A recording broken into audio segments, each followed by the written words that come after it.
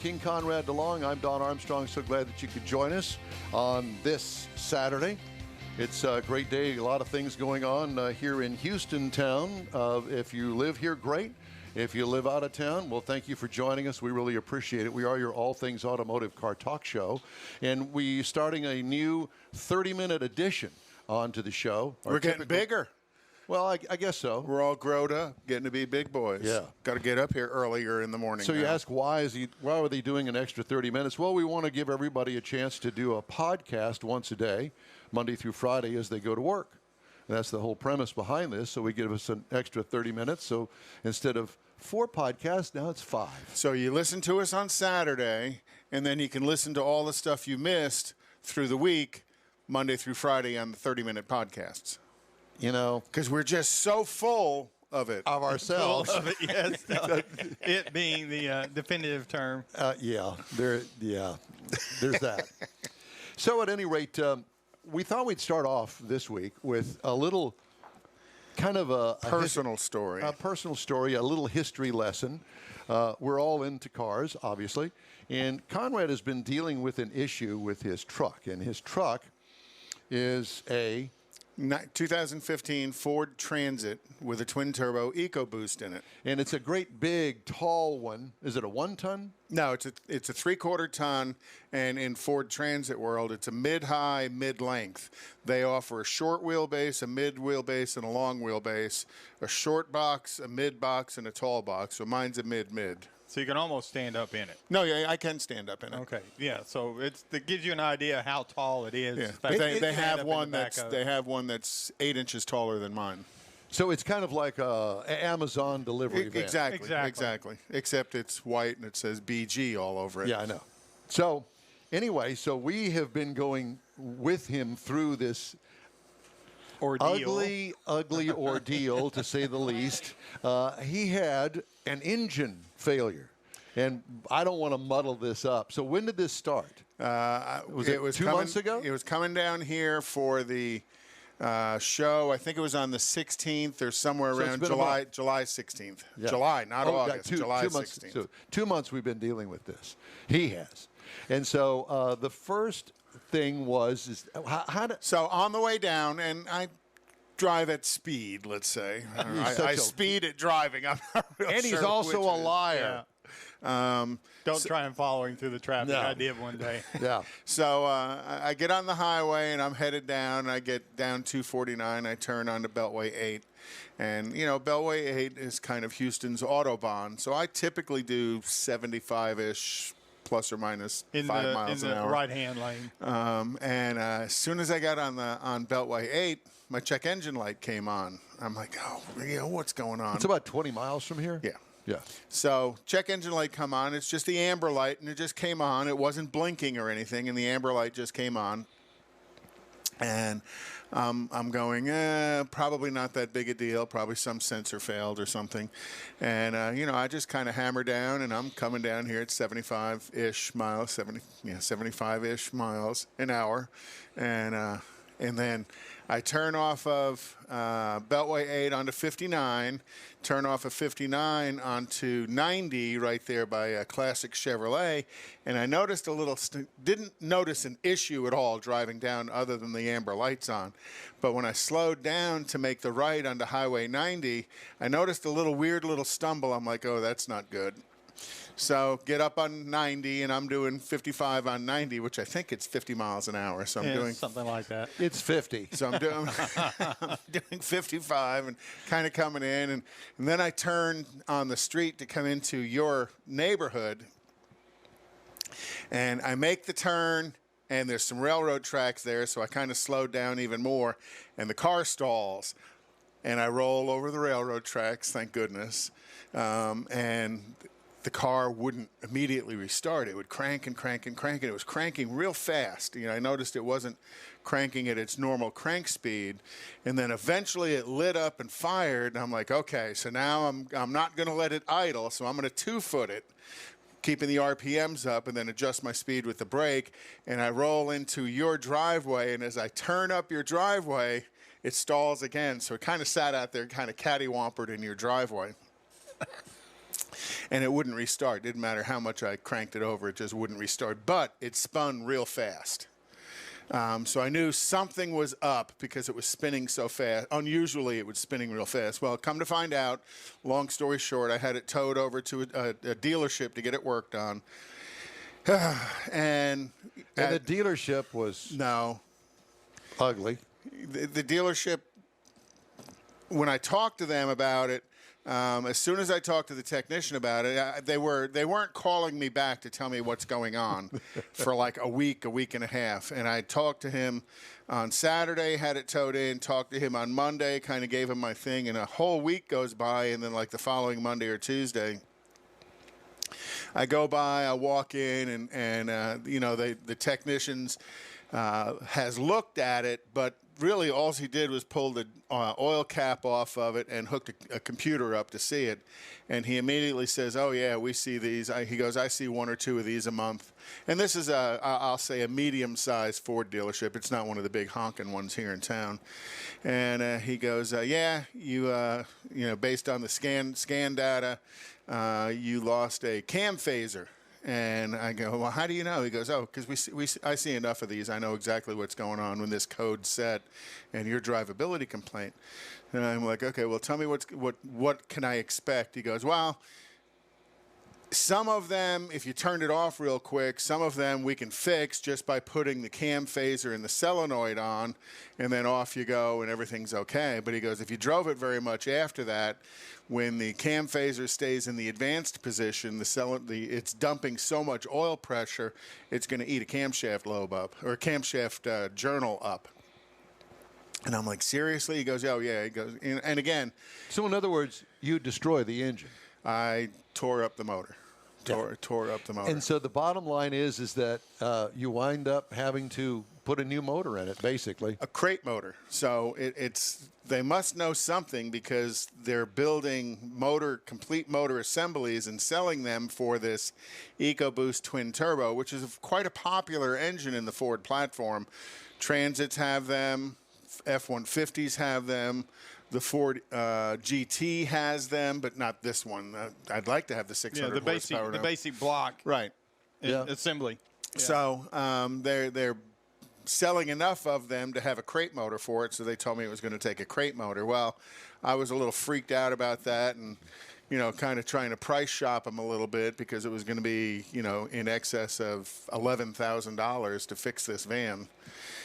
So did some price shopping around, found a motor rebuilder here in town, and basically he told me the same thing. And just in my business, I've got other contacts at other Ford dealerships and go in and talk to, be it the shop foreman or the heavy line technician at these nightmare at these other Ford dealerships. And when I told them what happened, they go, well, how long did you drive it after the check engine light came on? Everybody the same question. Almost exactly the same question. And they said, oh, yeah, you probably ate a cam on it. So, you know, and the thing about eating a camshaft on some of these overhead cam engines, there's no cam bearing. The camshaft is, the bearing of the camshaft is the cap and the cylinder head. The aluminum of the cylinder head is what the cam bearing is.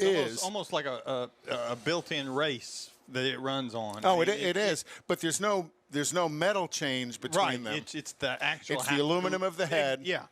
That the cam rides in, and it rides on oil pressure. Well, when the cam phaser is advanced, it's dumping lots of oil pressure, oil volume, not necessarily pressure, but dumping oil volume.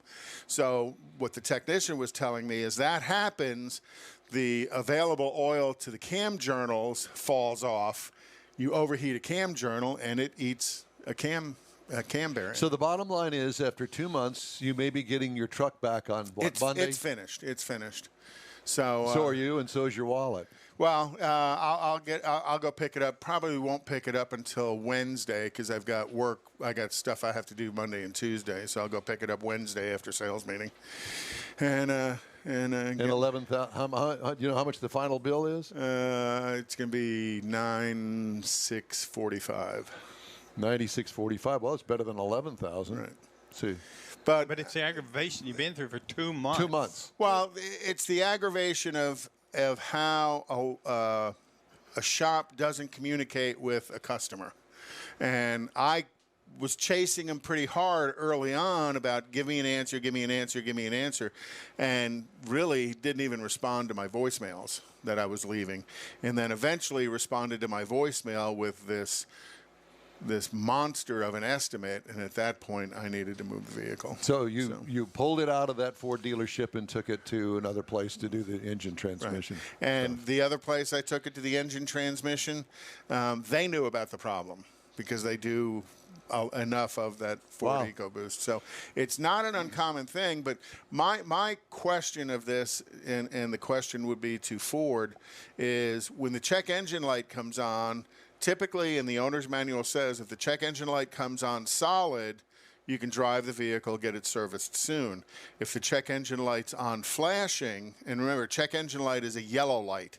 If the light's flashing, it means turn it off when you safely can and call a wrecker and get it serviced. Unlike a red light, which means turn the vehicle off immediately and call a wrecker, a flashing amber light says pull over when it's safe and call a wrecker. Even at that, but this didn't flash. Right, but even at that, if you were going down the freeway at 75 miles an hour and it flashed, you would think, okay, I need to find me an exit. Right. I need to find some place that I can get off. And that may be 2 miles down the road by the time you get through traffic. Yeah. How long does it take to create the kind of damage I exactly occurred? And to me, that sounds like it's almost immediate. Well, I drove it almost 20 miles. Well, but even at that, I would, you cut off the oil supply to a cam or crank or anything at 2 miles. I'm expecting damage. Well, so, I looked at it with the cam. With the valve cover off and looked at it, and it wasn't overheated. It wasn't blued and scarred. It wasn't blued, but it was scarred. The real question that I have to ask is, with this $10,000 bill that you're going to pay when you pick it up, does it come with a car wash? Oh, shut up.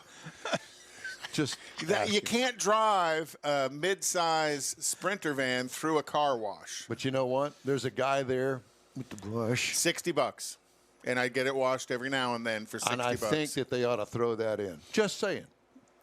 In Wheel Time continues with Jeff's pre-owned car of the week. It's coming up next.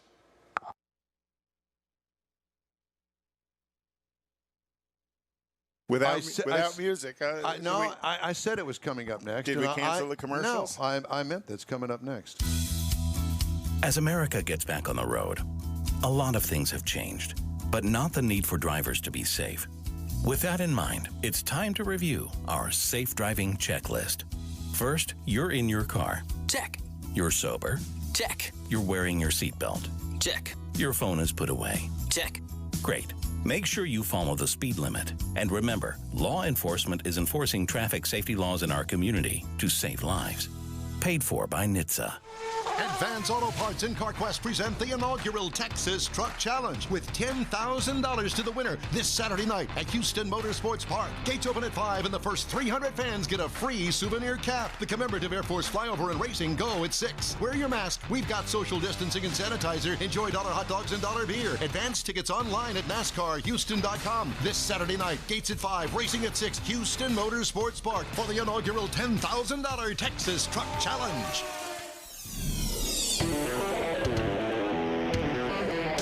You're on the In Wheel Time Car Show. Thanks for riding with us today. By the way, I want to give a shout out to our U.S. Nationals Pro Stock champion, Erica Enders, who's tuning in this morning, and we really appreciate that. Hi, Erica. Congratulations. A 009 in the finals. Wow. That's awesome. Wow. Yeah, it is. As I told her on a text earlier, I said I was screaming. Yeah, you were at my house. We were watching it. Yeah. It was, You were screaming like a 7-year-old girl. I'm still the 7-year-old girl. He is. No, Ray, he's not Ray, screaming Ray. right now. Yes, Ray. He was screaming. So on the set with us with a cameo is. Sorry about that. You know, is that your phone or what is that that we hear over there? No, we're hearing somehow. So at any rate, during my cameo. during Yeah. your cameo, I'm going back to my trailer. are you? Yeah. Please do. And we're going to start this whole show all over again. No, we're not. No, we're not. We've been there, done that. But at any rate, so Jeff joins us, and Jeff is, of course, a member of our team, and you don't see him, but he's sitting right over there usually, and he's handling all of the video stuff. And he is also our tire expert that you do see occasionally. And so we thought, now that we're doing this extra 30 minutes, let's bring Jeffy in. And let's give him something to talk about. So we do car reviews, new car reviews, Mike and I, and each hour of the show. But now that we're adding another half hour, we thought, okay, well, let's do a pre-owned car of the week. Because or used or an old car review. No, old guy So we doing a bring pre-owned.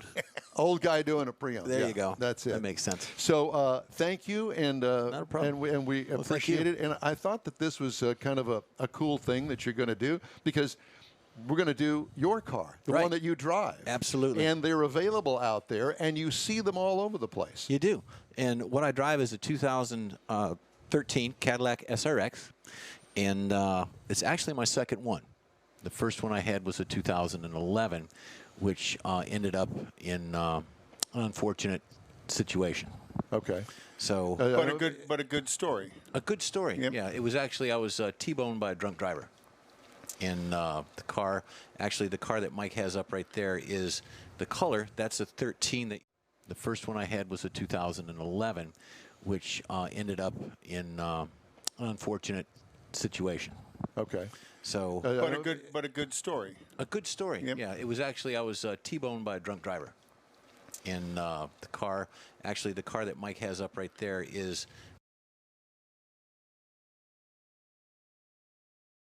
SUV. It's more of a CUV. It's a 5-passenger vehicle. The exterior changes from the 11 that I had up to the 13. Not very much. There were some cosmetic changes with chrome and moldings and things, and a little bit on the interior side. But it was all to the betterment of the year model change up to the 13. Features that this vehicle comes with, obviously the premium, the performance, and then the luxury. The premium, the performance had more of a look, more of an aesthetic look with fog lamps and a little bit of dress up on the interior so far as that goes. 3 different grille styles on those, the performance and the premium in the base. Right, in the base. And then, of course, it had 3 different wheel packages, not only in style, but in sizes, from the 18s up to the 20s to the 22s. You can get a 22 as an aftermarket as well. Oh, wow. Did you have, what size are yours? I had 18s. 18s. Yeah, I still have 18s. So, and of course, the brands that come on it were the Michelins, primarily the Michelins. That was the go-to tire for Cadillac and General Motors on that particular vehicle. Our tire guy. A tire guy, yeah. He knows. What I liked about it, I've owned 2. I like the styling of the vehicle. It's small enough and big enough in that category. They say, oh, it's an old man's car. Well, yeah, it No, kind of not is. really, not at all. No, but you see some younger folks driving it as well. It's a 3.6 liter. They used to make a V in the very beginning. They made 1 year, make, model, and I've kind of taken that in a different direction.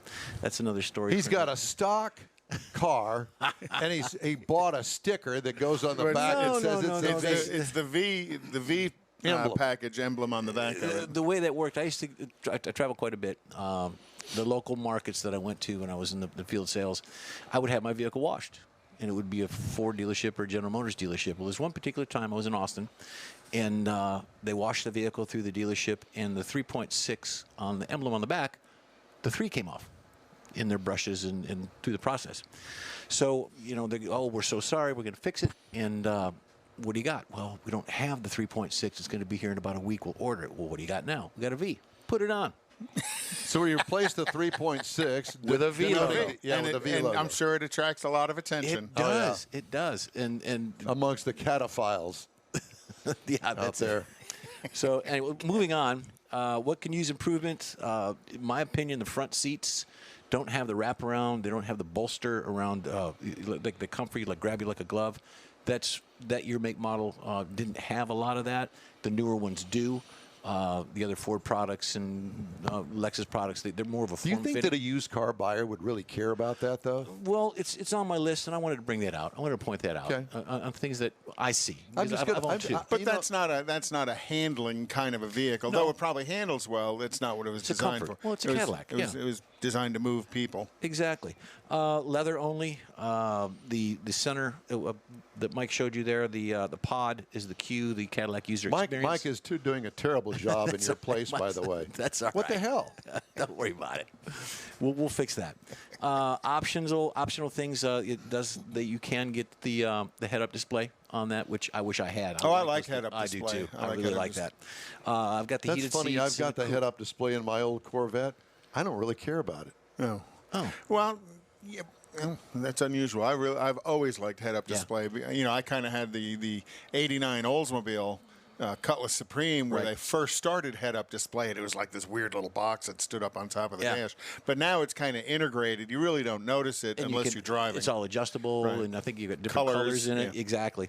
So is this a long review? It has been so far. How much time I got, Mike? None. Okay. Anyways, to me, it's a great car. And price range on this, on the used one with the mileage I have, 110,000 miles, you're anywhere from 11 to 15. That's all?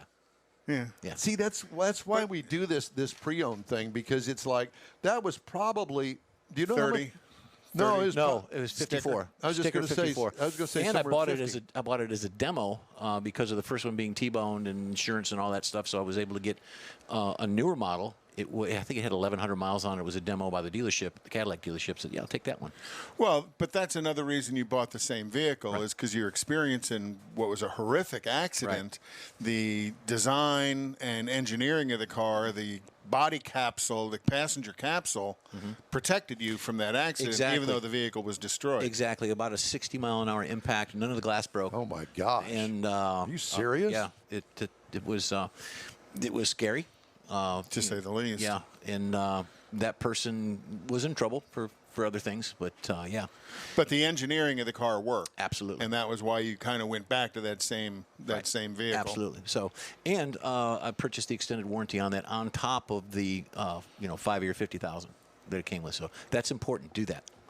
Good value. Yep.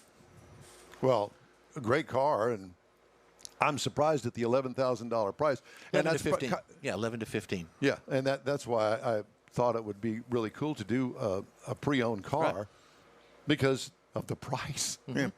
And you can get a good deals to be had. Today, a 2013 is too old to be certified pre-owned. Right. But if it was a 2015, a 5-year-old vehicle can still be a certified pre-owned. Exactly. Being sold by a dealership, which to me, CPO is worth the money you pay, the extra money you pay for it. There are companies that will do it under 10 and less than 100,000. So would you please go over there and fix the video, because Mars clearly has no clue what he's doing over there. Hey, you got something ugly or nice to say about our show?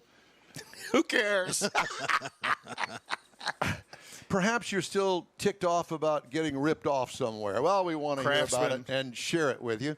All you have to do is shoot us an email with the gripe information. Send it to info@inwheeltime.com. A splash and go. And we're back with Conrad's This Week in Auto History. No, we're not that. We're going to do national racing. We've got a preview of what's coming up this weekend around the world, so I invite you to stay tuned with that. I'm going. Uh-oh, Brad's buzzed. Oh, yeah? Yeah, he's starting with the woots. And now a speech. I just want to say that friendship is about heart and brain. Who's with me? Good thing is, he knows when he's buzzed. And my brain is saying, when it's time to go home, somebody call me a ride. Love that guy. Me too. Know your buzzed warning signs? Call for a ride when it's time to go home. Buzz driving is drunk driving. A message from NHTSA and the Ad Council. A social distancing tip. Putting distance between yourself and others is critical to slowing the spread of coronavirus. So here are ways to stay in contact without the physical contact part. Call, send a text, set up a video conference, post on social media, dedicate a song on the radio. If you have symptoms of fever, dry cough, and shortness of breath, call your healthcare provider before going to their office. For more info, visit coronavirus.gov. Let's all do our part, because we're all #alone together. Brought to you by the Ad Council. Hey, thanks for joining us today on the In Wheel Time Car Show. Really appreciate it. We're going to take a look at some national racing events, and I guess they also include global events as well, but I don't know whether you've got any of those today. Yeah, well, I've kind of a little bit. So looking at, well, you know, I don't do too much international stuff, but we're going to talk a little bit about the 24 Hours of Le Mans is coming up on the 19th of October. I think it's Le Mans. Le Mans. Le Mans. There's an S at the end of it. I know, but it's French. Le Mans. It's French. Okay, so the 24-hour du Le Mans. Voulez-vous coucher avec moi? Never mind. Is coming up, and that's always going to be fun, and that's going to be on September 19th. On October 2nd, the Grand Prix of Indianapolis, race number 2. So this is the old Formula One circuit where they go they go clockwise around Indianapolis on the road circuit. And the race that's going to support that is going to be the International GT Challenge, which is going to be all the GT cars, the Porsches, the Audis, the Bentleys, and all of those types of McLarens and Ferraris and stuff. They'll be the support race for that, and that'll be also on October the 2nd. Formula One this weekend is in the Tuscany Grand Prix at the Mugello circuit. And I'm sure the Italians say it's something different, but hey, this is Texas. And this is the second week in a row that Formula One's been in Italy, and you've kind of watched that F1 due to COVID has duplicated the cities that they're in, because it means that they have to move around a little bit less. October 2nd, NASCAR is at Talladega, which is always a great race, one of the big super speedway races. On the 10th of, October 9th, NHRA is going to be back at Charlotte, and I'm not real sure if that's on schedule or not. I know that NHRA has dumped a couple of races, and they're picking up races, and they're still messing around adjusting with the their schedule. Yeah, trying to get to what they can do. But we're glad to say that NHRA is coming back to Houston, and they're going to have the NHRA Spring Nationals in October. That's right. October 23rd through 25th out at Houston Raceway Park. And from what Mars was telling us before the show, they're going to have a huge sportsman contingent coming to the event. And I would imagine that the Emmons brothers will be back. We're going to have them on, by the way. Later in the show. Yeah. That's going to be a hoot. And then IMSA is on October the 9th as well, is going to be and do the Charlotte Road Course. And that's pretty much it for national racing. Well, that's just great. As you're staring at your computer trying to figure out what song is next. Don's trying to rebuild the show while we're doing the show. Well, I am, actually, and I have to tell you that I'm doing a terrible job at it. Well, one of the things I learned this week is General Motors is teaming up with Uber to help accelerate Uber's rideshare and the rideshare industry to transition into all-electric, zero-emissions vehicles by offering the drivers on the Uber platform special pricing on the purchase of new electric vehicles. I can kind of see that, but the problem is still the range and the charging. Mm-hmm. I mean, if you're driving Uber, my experience, Lyft or whoever, you know, you call them, they come, they give you a ride. It's a short ride, 5, 10 miles, whatever, maybe even 20 out to the airport. And then they got to pick up somebody else, hopefully that's close. Well, at some point in time, they got to stop and charge it. And when they stop to charge it, they're not working. They're done. There's a lot more going on with Uber and Lyft, especially out in California, and it has implications, or could have implications here. And I've got a story about that, and I'm going to tell you about that next hour. Teaser. It is a teaser. Okay, we're going to take a quick break, and we'll be back right after this. If baby could talk, you'd know what she's thinking and what makes her happy. But unfortunately, baby can't talk or remind you. You're the one taking her to daycare today, and she won't speak up if you drive straight to work like any other day and never think to look in the backseat. Every year, dozens of kids die from heat stroke in cars. No one is perfect, so set a reminder and always look before you lock. Where's Baby? Paid for by NHTSA. Is your business or company looking to stand out in a crowded advertising market? Looking to reach the real auto enthusiast? Well, you found it. You're listening or watching in real time, and so are your fellow enthusiasts. The In Wheel Time Car Show now reaches 500,000, and we can put together a marketing plan that will engage them in your product, business, or service. To get the tires rolling, just shoot us an email to our marketing director, Jeff Zekin. His address is jeff@inwheeltime.com. From Studio A in Texas, USA, it's the award-winning In Wheel Time Car Show this week. Inside our new car showroom, the Fiat 500X and the Jeep Gladiator. We'll give you an in-depth review of each. You'll also get this week's automotive news, Conrad's Car Clinic, This Week in Auto History, and later, NHRA Top Fuel driver Fast Jack Beckman on his win at the U.S. Nationals and his new car show. It's all just ahead on today's In Wheel Time Car Show for Saturday, September 12th, 2020. Howdy, along with Mike out of this world Mars down there and King Conrad along right there. I'm Don Armstrong. Glad that you join us this morning. You know, it's an interesting thing that we've got going on here.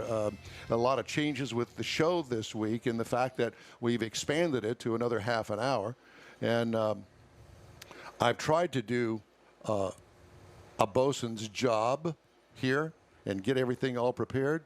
And clearly, I haven't done a very good job. We didn't say a thing. I'm trying to figure out what does bosun have to do other than your passion for watching Below Deck Mediterranean. I love Below Deck Mediterranean.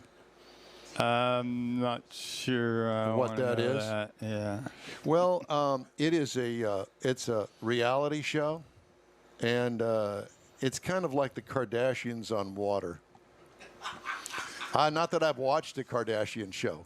So these are boats that have a huge bow. No, bow's the front. What's the stern? A huge stern.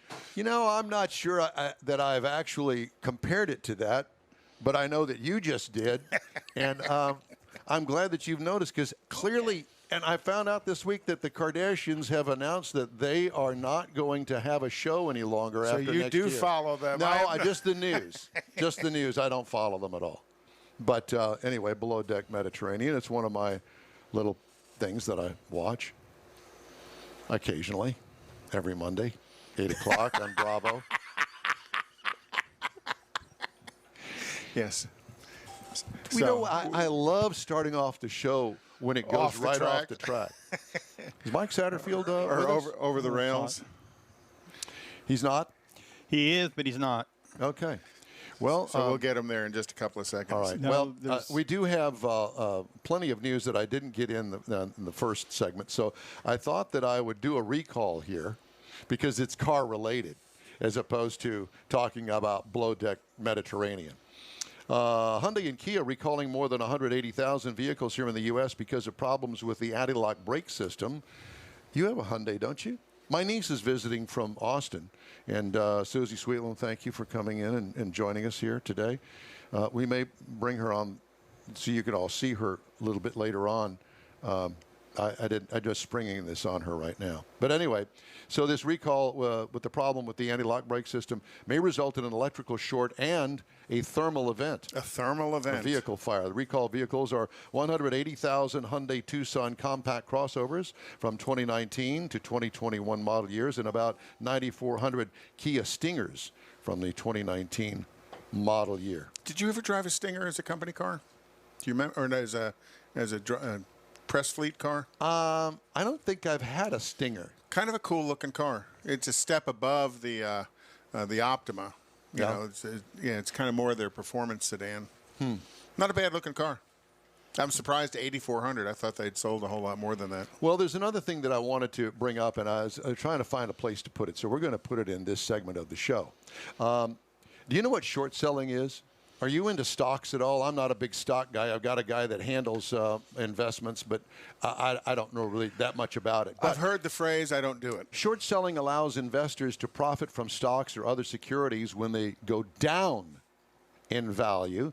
In order to do a short sale, an investor has to borrow the stock or security through their brokerage company from someone who owns it.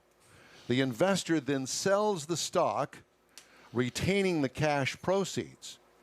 The short seller hopes that the price will fall over time, providing an opportunity to buy back the stock at a lower price than the original sale price. And he keeps the difference. Any money left over after buying back the stock is profit to the short seller. So it's interesting. You have to know this. You can make money on the stock market going up or make money on the stock market going down. And that the downside would be the short seller. Well, this is a story that came out yesterday, and I found it on Automotive News, and it's really a combination of Reuters, Bloomberg, and Auto News. They're all involved in this report, but this is going to be a movie. You ready?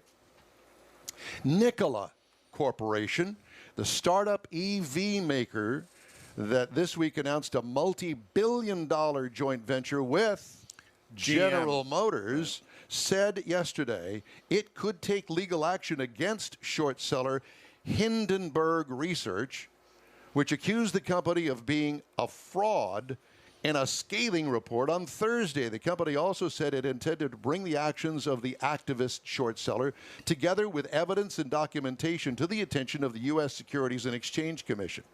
This is one of these documentary things that you get all involved in and you go, wow, this is like undercover stuff, you know, black market stuff. Shh, don't tell anybody. Nikola said it retained corporate litigator Kirkland & Ellis, a national law firm that also represents General Motors. In fact, Kirkland & Ellis represented GM in its recent racketeering lawsuit against Fiat Chrysler automobiles that was later dismissed by a U.S. district judge in Detroit. Yesterday, this is a quote, yesterday an activist short seller whose motivation is to manipulate the market and profit from a manufactured decline in our stock price published a so-called report replete with misleading information and salacious accusations directed at our founder and executive chairman, Nikola, said in a statement. To be clear, this was not a research report and it is not accurate. This was a hit job for short sale profit driven by greed. Driven by greed? Capitalists driven by greed? No. That's the way the system works. So, Nikola shares fell 11% on Thursday after Hindenburg Research published its report. The shares fell another 16.6%, down to $31.37 in afternoon trading yesterday. So who was short selling them? Hindenburg founder Nathan Anderson said in a statement on Friday that his firm would welcome a lawsuit by Nikola. As they drive the price down and pull the money out. Quote, the company answered none of the 53 questions we raised in our report after promising a full rebuttal, he said. We are pleased that Nikola is engaging with the SEC, and we are not surprised that Trevor Milton, Nikola's founder and executive chairman, is not commenting further on advice of counsel. Yeah, means be quiet because you're getting sued. Anything you say will be used against you in a court of law. Milton said in a tweet Friday he wouldn't make any further comments on the advice of counsel other than to say that Nikola approached the SEC, not the other way around. He earlier said he would provide a detailed report to address the allegations. Hindenburg's report, by a firm that owns a short position in the company's stock and may stand to gain from a decline in the share price, alleges the maker of electric and hydrogen fuel cell heavy-duty vehicles made non-working products appear as fully functional. The report also alleges that Nikola staged misleading videos and told dozens of lies about its capabilities and partnerships or products, among other issues. Nikola has been vetted by some of the world's most credible companies and investors, the truck maker said in a Thursday statement to Bloomberg News. They said, we are on a path to success and will not waver based on a report, blah, blah, blah.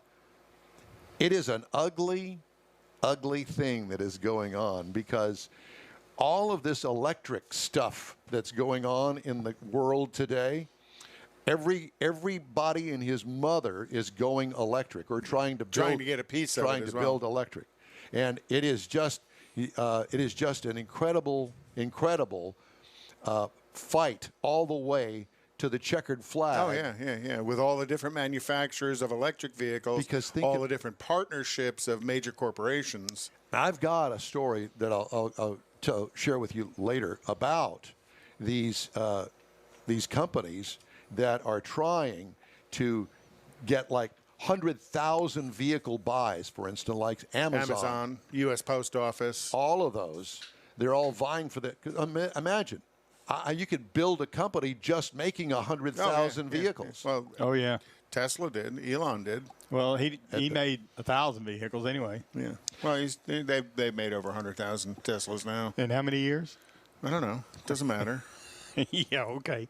Well, at any rate, I just found the story fascinating, and we're going to hear more about it, I know. It is going to be... And GM is right in the middle of the morass. Of course they are. We got Mike. I know that, and we're going to get to him in just a moment. Did you want to join in on that? Jeff, I see you're still trying to make music here. Let's have a show over here, Jeff. Well, Don's still working on the music for the break. No, I'm ready. And we are going to take a quick break, and then we're going to talk to Mike Satterfield with Groesbeck Grand Prix, which is an event that happened last weekend, find out how all that went with all the weather and stuff, so stay with us. As America gets back on the road, a lot of things have changed, but not the need for drivers to be safe. With that in mind, it's time to review our safe driving checklist. First, you're in your car. Check. You're sober. Check. You're wearing your seatbelt. Check. Your phone is put away. Check. Great. Make sure you follow the speed limit. And remember, law enforcement is enforcing traffic safety laws in our community to save lives. Paid for by NHTSA. Advance Auto Parts and CarQuest present the inaugural Texas Truck Challenge with $10,000 to the winner this Saturday night at Houston Motorsports Park. Gates open at 5 and the first 300 fans get a free souvenir cap. The commemorative Air Force flyover and racing go at 6. Wear your mask. We've got social distancing and sanitizer. Enjoy dollar hot dogs and dollar beer. Advance tickets online at NASCARHouston.com. This Saturday night, gates at 5, racing at 6, Houston Motorsports Park for the inaugural $10,000 Texas Truck Challenge.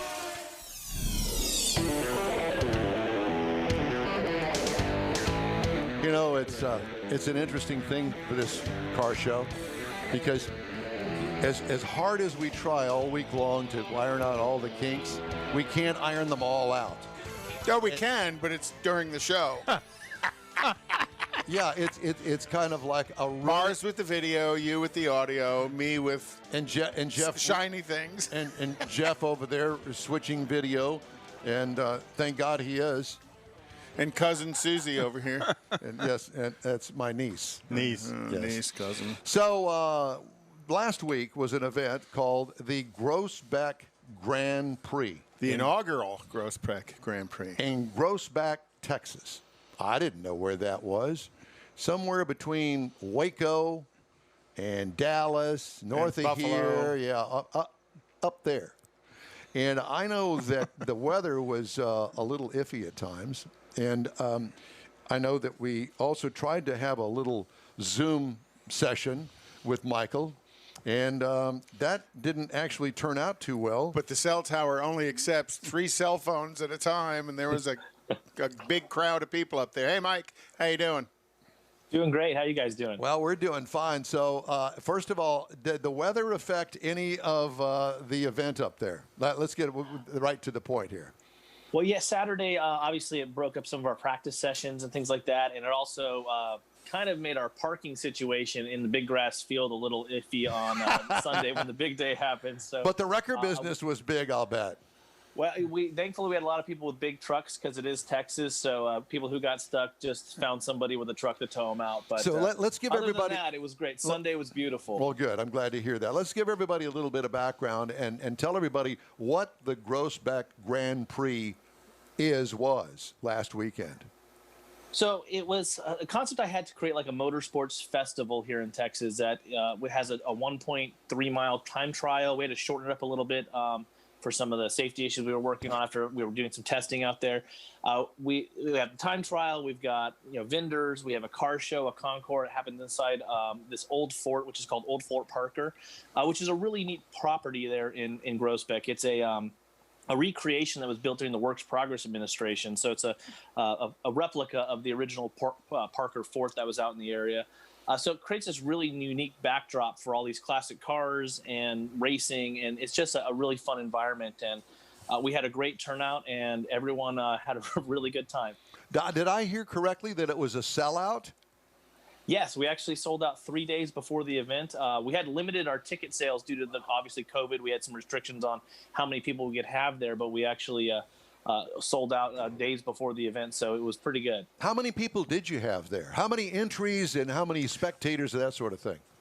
So we had a total of about 400 people show up to the event, which was great. I mean, considering the town has about 4,000 people, so it was a good turnout for the event for the first year with everything going on. Participant-wise, we had about 27 vehicles show up to actually do the time trial. We had a couple that had some incidents, obviously with racing. Either one got rear-ended on the way down, so he couldn't make it. His car got actually hit on a trailer on his way down. Yeah. And another guy, obviously mechanical issues. Racers are always scrambling at the last minute, get cars put back together and get out to the track again. So we had one that couldn't get there, mechanical, but we had 27 cars show up from all over Texas and as far away as North Carolina. It was a great event. We had some great times, and the inside the fort, we had about roughly 25 cars on display. I think the rain scared off some of our car show people the day before, but we have big hopes for next year to have a much larger event. We've had really good feedback from everybody, and it's going to be really good going forward. Well, you know, I think that the interesting thing is that it's called the Grand Prix, and it should be, I guess, called the Grand Duca, because not only do you have the actual time trial races on a road course out there, but you do have the car show aspect of it too. So it's kind of like the best of all car worlds in my mind. Yeah, and it was great. We had so many car clubs come out that were able to, also park in the parking area. So you had an impromptu car show out there with Ferraris and Alfa Romeos and classic MGs. There you go, bragging again. From the spectators. So there was a lot of great cars out there from all over Texas. And our post-event survey, we had people from 89 different zip codes come to Groesbeck, Texas. So it was pretty cool to get that many people out to our community and really enjoying it. And again, really good feedback from both spectators and the drivers. How cool is that? Friend of the show, Richard Tomlin, and he's also the head of the area SCCA. I know they brought a lot of support up there to help you as well. They did the corner working for you, didn't they? Yeah, Richard is actually our race director. He handled all that stuff. My side of it was the kind of the hospitality and car show side, making sure the toilets worked and things like that. I made sure the event went really well that way. Richard handled everything on track, and his team was super professional. We had only one slight off-track incident. Driver got out, walked away, was okay. There was no major incidents. So Richard and his team did a great job. And then our volunteer fire department and our local ambulance services and all that were on site, and they did an awesome job making sure it was a safe event. We even had a local sheriff running as our safety car, and he was doing some hot laps with the Charger patrol car. So cool. Now, Michael, when you say the track, you reference the track, that's really the streets of Groesbeck, yes, right? It's a closed park roads, Park Road 35. Park roads, so we actually got permission to shut that road down and run the time trial on that. So it was a public road that we obviously went in. We put water barriers in, and we put hay bales and other things like that for safety, and then shut that road down. And feedback from the drivers, they all loved it. Pretty much all of them are coming back. Some are building and tweaking their cars specifically for this event next year. So we expect to have a much broader, more interesting field next year and a lot more interest in it. And when we had you on the show before, my analogy was Groesbeck is Texas's Goodwood event, because at Goodwood, a lot of people have made that, that analogy. Yeah, because they do a show, they do a closed course time trials as well. So we hope to see it grow for you as well. Have you already selected a date for next year? Our goal is to have it again on Labor Day weekend again next year. We're already working with the local community out there to add some other events surrounding it, because our event ends around 3 o'clock, and the plan this year was to have either automotive art shows or other automotive car shows and things happening around the local communities. But with everything happening, we were just happy to get the event done this year. So next year, we're planning on adding a couple other cocktail party events afterwards and other car shows and art things happening around the community. We had a couple of great artists actually come out and do some live demonstrations at the event this year, which was really cool. Starr from Starr Studios does all the traditional hot rod lettering and hand painting, and has done cars for Pebble Beach and lots of really high-end Ferraris and things like that, like La Carrera Panamericana cars. He happens to live just down the road from us in Calvert, so he came up and did some stuff. Is there a swap meet in the plans? No swap meet. It's we're gonna have vendors there, but it won't be like a swap meet. It'll just be automotive lifestyle stuff, and food vendors and things like that. More of a festival atmosphere. Well, I'm hoping maybe Saturday night you can get one of your other neighbors, Ted Nugent, to have a concert there to go along with it. That would be pretty fun. I think he would like the fort. I think Nuge lives somewhere in that area. Well, he's about probably 40, 50 miles away, but yeah, he's pretty close. So, Close Mike, enough. do you have a Facebook page that we could that we could get all of your updates and things as we head up to next year? Yeah, everything is on Grossbeck Grand Prix. It's all one word on Facebook. Same on Instagram as Grossbeck Grand Prix. And then our website is grossbeckgrandprix.com, which will be updating with next year's information and dates as we get everything verified and our dates locked in for with the venue and everything. Well, Michael, congratulations on apparently a great event up there, and I know that next year is going to be twice as much fun, and we hope to be a part of it with you. Yeah, we hope to have you guys out there. All right, man. Thanks again. We'll talk to you soon. Cool. Thank you. All right. Bye-bye. All right. Coming up, Mr. Mars has got a Fiat 500X, and he's going to tell you about it and his experience with it after a quick stop here on the In Wheel Time Car Show. We hope that you're going to stay with us as soon as I can hit the right There's marks. no greater pain a parent can suffer than losing a child. And yet, heat stroke deaths in hot cars are on the rise. The temperature inside a vehicle can reach deadly levels in just a few minutes. Leaving windows cracked does not help. These preventable deaths can occur even when the outside temperature is as low as 57 degrees. Never leave your baby or child in a vehicle, even for a short period. And always check the back seat before you get out of the car. Where's baby? Look before you lock. Paid for by the National Highway Traffic Safety Administration. As America gets back on the road, a lot of things have changed, but not the need for drivers to be safe. With that in mind, it's time to review our safe driving checklist. First, you're in your car. Check. You're sober. Check. You're wearing your seatbelt. Check. Your phone is put away. Check. Great. Make sure you follow the speed limit. And remember, law enforcement is enforcing traffic safety laws in our community to save lives. Paid for by NHTSA.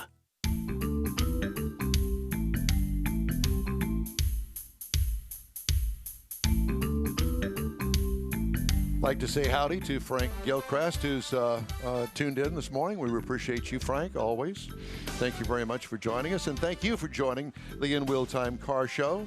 And it's time now for our car review for this particular segment. Mr. Mars has the Fiat 500X. The Fiat 500X Sport all-wheel drive model. Now, this is the small CUV. It is actually the larger of the Fiat 500 series, and because it's the X, it's not the largest. There's one a little bit bigger, but this is basically what Fiat calls their small CUV. We would call it a compact. And a couple of things they've done, it does come in 4 trim levels, a Pop, a Trekking, a Sport, and then a Trekking Plus. We had the Sport model, and we have the all-wheel drive. It is the first Fiat that you can get the all-wheel drive in. A couple of things you're going to see on the exterior that are new for 2020. It's got a new front and rear fascia on it. It's also got 8 inches of ground clearance. Again, it's all-wheel drive. It's not an off-road type all-wheel drive. This is for your snow, your maybe some sand, maybe some light mud or something like that. But it'll give you a little bit of extra ground clearance to clear through those kind of areas. You're going to find LED headlights up front. You're going to find the LED fog lights, daytime running lights, and the tail lights. And the new thing it's got going for you again this year is it's got body color side moldings on the Sport model. So it really kind of makes it look a little different with all the red that we had on the vehicle that we were driving. Now, it has the dual pane power sunroof on it, which it basically takes out the whole roof and makes it a big sunroof. And we happen to be rolling on the optional 19-inch aluminum wheels, which I really like the way those looked. The thing I like of driving this vehicle, I like the way when you sit in it, it's got a lot of glass. You sit upright in it, or I feel like I'm sitting upright more like in a truck. And I've got a great expanse view here, my viewscape. I love the way it drives and it looks. So from the interior, we had the black cloth and vinyl seat because we did have the Sport model. And the front seats are heated. We had a 7-inch display that sits up on the dash, kind of on top of it. It's not really built down into it. And that's where we're going to find our Uconnect 4. That's Apple, your Android connection, your convenience controls are all found right there, and they're pretty easy to get to. And there's really no sun glare. Sometimes there's a little sun glare on some of them, but the way this one's angled, I really like the way I could access it and get to it. We had the optional Beats audio system with 8 speakers, and in this compact vehicle, it really filled it up nicely. Now, to make it go, it's got a new 1.3-liter inline-4 turbo underneath the hood, 177 horsepower, 210 pound-feet of torque, and it's backed by a 9-speed automatic. Now, sometimes we run into it where those 8, 9, and 10-speed automatics with the smaller motors kind of search for the gears. They really don't know where they're going. I didn't experience that with this vehicle. It had enough juice. It got to where it wanted to go, and it stuck there for me. Had some paddle shifters for it because it's the sport model. I didn't really find much use for them, but I'm just going to say they were there. Paddle shifters, really? In an all-wheel drive CUV. They were there, but again, I guess if you were really trying to drive it, run those paddle shifters. It was, but I did like driving it because it did have a zippy feel around town. And out on the freeway, it wasn't too bad either. Now, the EPA says you should be looking for about 24 miles to the gallon in the city, Highway 30, combined about 26. I got an easy 25 out of it for the week that I had it because we didn't put it out on the highway much. We didn't play with the paddle shifters at all, hardly. It just didn't seem appropriate. But anyway, there was 3 different drive modes that you can have in it. One of them's the automatic, and then you can have a sport and a traction plus. Now, the automatic, really what it does, it kind of finds medium ground between the sport and the traction plus whenever it does all the steering. Sweet spot. Yeah, it finds a sweet spot for all the good stuff, and that's really where I left it. I didn't find much. You have to say it, like, sweet spot. Sweet spot. Yeah. Thanks, I'll have to practice. I'm not really. I'll have to. I'll show where you. you are there. Please don't. And so I did find, again, around town, a zippy feel to it. It's a nice, comfortable ride. The steering was pretty responsive. It wasn't go-kart-like, but, it was a nice driving vehicle. Now, if you're looking for something to compare it to, you're probably going to look at maybe a Mazda CX-30, maybe a Mini Cooper, or even a Honda HR-V. And again, the base Fiat 500X is going to start at $24,590. Now, a sport base 500X that we were driving starts at $26,895. Still under 30 grand. Was under 30 grand, but we had some options, and a lot of the options do come in groups. You get a premium group, you get a advanced driver assistance group. Yeah. So basically, the MSRP of the vehicle that we were driving, as tested, we loaded up, is $35,895. $10,000 worth of extras. Yeah, there's a bunch there. Most of it is tied up in the technology. So again, now this is a small vehicle, nice driving small vehicle, and definitely a compact SUV. CUV, yeah. Yep. And the hatchback, I love that. So if you're looking for that CUV, this is one of them you ought to look at. Thank you, Mr. Mars. National events calendar. Lots of stuff going on around the U.S. Well, this weekend is the 35th Annual Huntington Beach Concours d'Elegance. Also, this weekend is the Good Guys Colorado Nationals in Loveland, Colorado. Next weekend in Fredericksburg, Texas, is the Fredericksburg Classic Car Show. If people are looking to take a nice ride about 4 hours out to Fredericksburg, it's always a fun place to go. All weekend? Yeah. Well, on the 19th on Saturday, so drive in Friday, spend the night, and drive home Sunday. Yeah. That's right. Then watch our show on your phone. Right. And then in Corpus Christi on October 2nd is the Mustang Fest. And that's going to be the 2nd through the 4th. So that's Friday through Sunday, and that's going to be the National Mustang Show. The Muscle Car and Corvette Nationals is November 21st through the 22nd in Rosemont, Illinois. Just what you want to do is drive your Corvette or muscle car Thanksgiving weekend or the weekend before Thanksgiving into Chicago. So let's drive our real expensive cars into snowy Chicago late in November. Yeah, and I'll break out my bulletproof vest. Thank you. And then Saturday, the 24th of October, is the Japanese Classic Car Show in Long Beach, California. I know you're a fan of the show JDM, which is Japanese domestic market. And when I watch it, I always wear high karate. Oh gosh, please. In your kimono. But, I'm sure that's going to be really going to have a lot of those JDM vehicles are going to be there to show up. And then, November 8th in Houston is the Houston Exotic Auto Festival. Exotic, not erotic, Don. Auto Festival. And that's kind of where Ferraris, Lamborghinis, all that high-dollar stuff is going to show up here in Houston. I'm going to wait for the erotic festival. All right. Well, hey, the In Wheel Time Car Show streams on Facebook, YouTube, and InWheelTime.com. Podcasts are available on Apple Podcasts, Spotify, Stitcher Radio, iHeart Podcast, TuneIn, Google Podcast, and Podcast Addict, among others. The In Wheel Time Car Show continues after this. Do you know what teens just love? Not being told what you're supposed to love. That's not anyone's business but yours. It doesn't matter what you love, but if you love it, click it. That includes you too. Because in 2018, 42% of Texas teens who died in traffic crashes were not wearing their seatbelts. Make sure everyone is buckled up. Every rider, every ride. Brought to you by the Texas Department of Transportation. Texas Truck Works is your go-to truck customizer. From mild-to-wild lift kits, custom wheels, and steering and handling enhancements to the best personal and commercial wraps, Texas Truck Works delivers. Let Texas Truck Works founder Scott Stevens help you get the most out of your truck or Jeep. Texas Truck Works has decades of customizing experience, including power adders and complete engine swaps. Let the Texas Truck Works team design an upgrade plan that fits your budget. Get truck attitude today at TexasTruckWorks.com. This is the award-winning car talk show in Wheel Time, your weekly go-to all things automotive place. Along with Mike Out of This World Mars and King Conrad DeLong, I'm Don Armstrong. Hey, thanks so much for joining us on our live broadcast. And don't forget, podcasts are available throughout the week on your favorite podcast channel.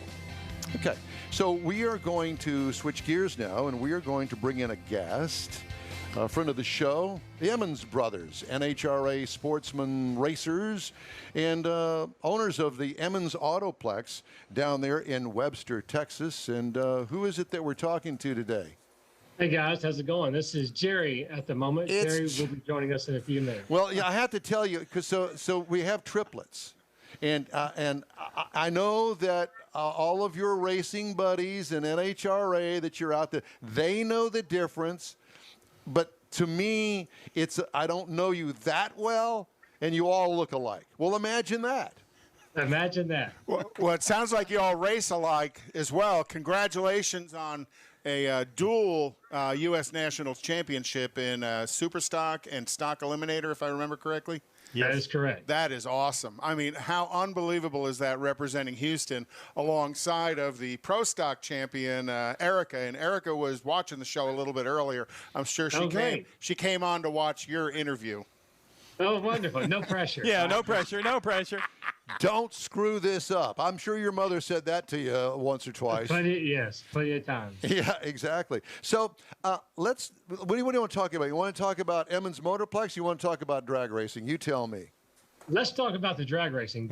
I think you guys covered it pretty well with Gary a while back, but let's cover the drag racing. Okay, let's do the fun stuff. Look at the smile on his face. So let's talk about the cars, because you got obviously more than one car, and it's always fun to see when you guys come to the pits that whole multiple rigs set up and all the cars that have the same kind of paint scheme. Why don't you, first of all, let's go through the cars. What all do you have in your stockpile of racers? But we currently, the ones that we use today when we go to a race, so there's 4 brothers total, us triplets and my older brother. And so when we go, we generally take at least 5 cars. So I will drive 2. So I drive the one that I won with at the U.S. Nationals was a 1969 Chevrolet Camaro. So years ago when we bought that car back in the early 80s, it was configured with a 350 small block and a power glide transmission. Well, as the years progressed, the classes have gotten a lot tougher, and we wanted to speed the car up. So we probably in mid-2000, we took out the 350 small block Chevrolet and we put a 396 aluminum headed engine in it. And what's particular about that car, or about the category that I run that car with, so in Stock Eliminator, you have to run the engine that was offered with that vehicle. So let's say that my car was offered with which it was. I think it was offered with the 307 with a 2-barrel. It was offered with the 350, a 396 steel-headed combination, an aluminum-headed combination, and even a 427. But like a 69 Camaro convertible was not offered with the 427, so you cannot run the 427 in that car. But anyway, so we have the Camaro, we have a couple of 2005 Chevrolet Cavaliers. So you're thinking Cavalier, that's not a race car, right? Well, we can run those cars in a class called Super Stock. So if you just kind of break it down a little bit, Super stock, you means you can soup it up. That's the easiest way to explain it.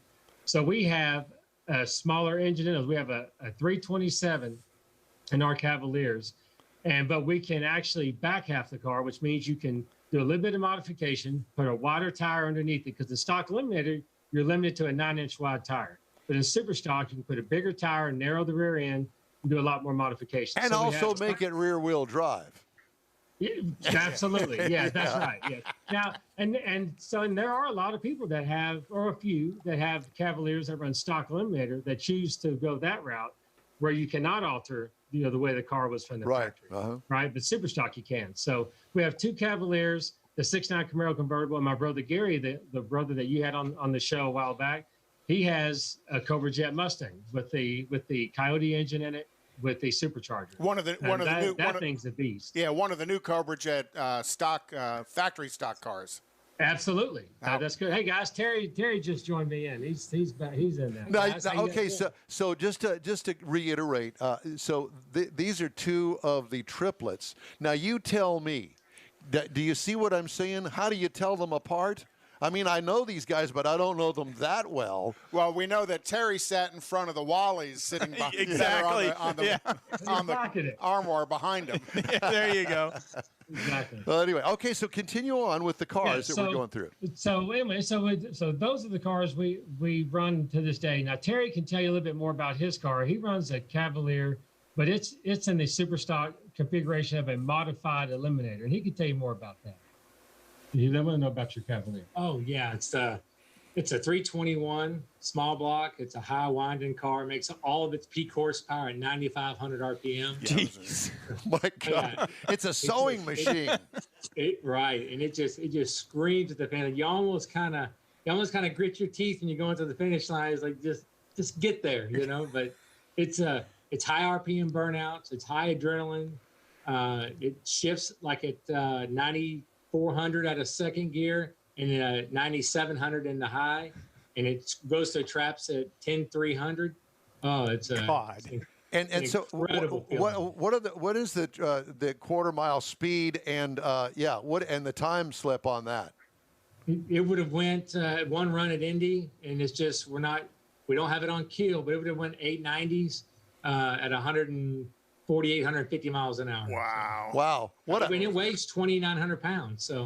So when you guys show up, and I'm going to throw your plug because you've got a big sponsorship from Lucas. I know the Camaro's got Lucas on it, but that humongous trailer you drive has Lucas on it as well. So when you guys roll into a national event or even some of the local events, does everybody kind of freak out because you're there? Oh my gosh, they're here again. No, they all think we're the support trailer. They think we're full of spray wax and tire shine. Yeah. Hey, you got any free samples you're handing out over there? That's what it is. We're recognized as a support trailer more than the image trailer. How many events do you go to a year outside of Houston? Oh gosh, probably. I would say you have to go to 6 nationals, right? You take your best 3 of the 6 for the points claim, and divisional is 8. So aside from the Houston and Dallas races, all of them are out of state.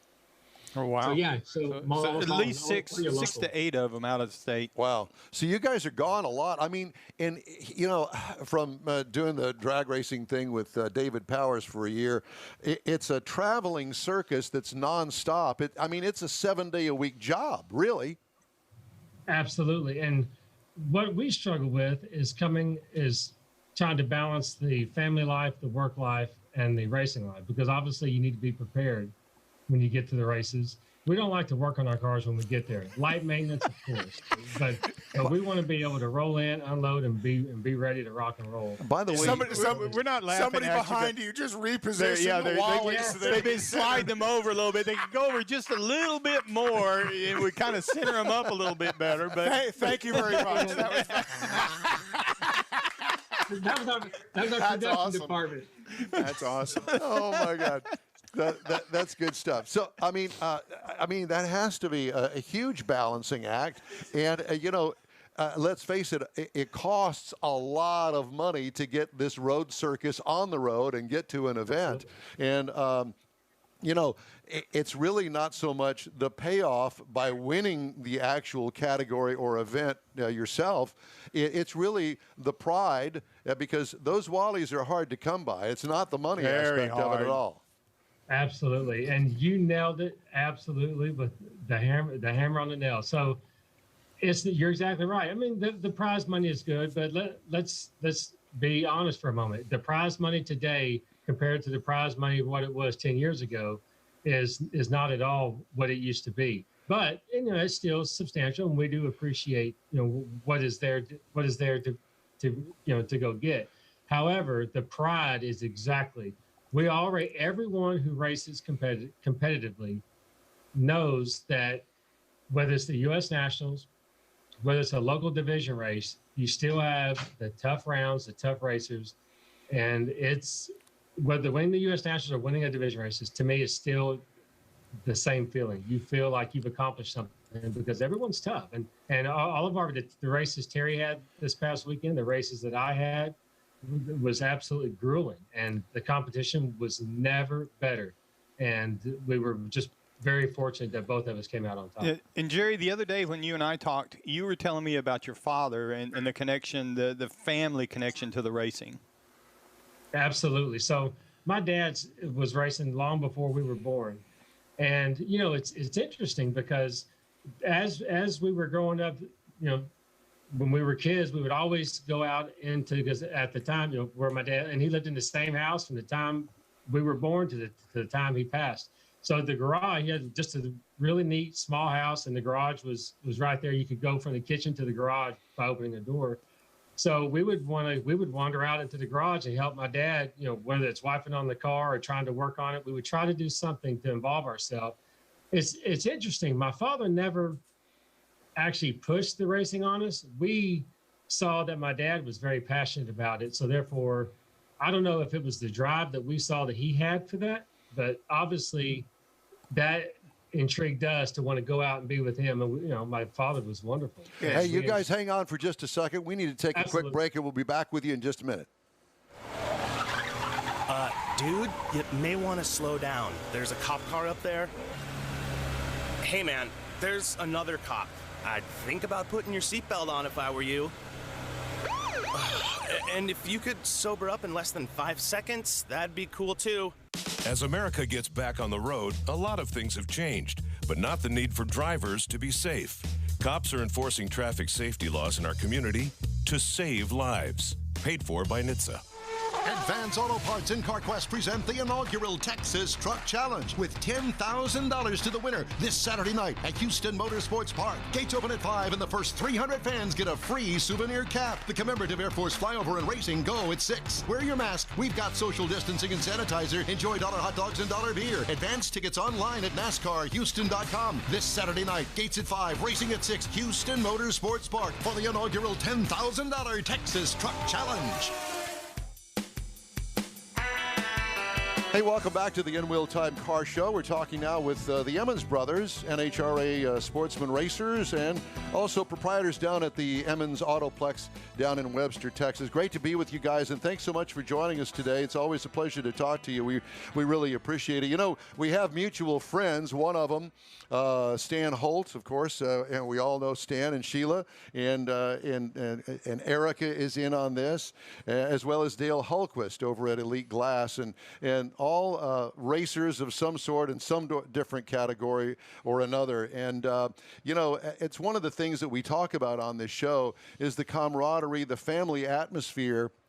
It's not only in racing, but in all of the car things that we're involved with, whether it be a cruise-in car show on a Saturday night, Autorama, Houston Auto Dealers Auto Show in January. I mean, we all hold this in high regard because it's a big family and it's a lot of fun. How is COVID-19 affecting you guys, not only at the dealership, but out in the drag racing circuit?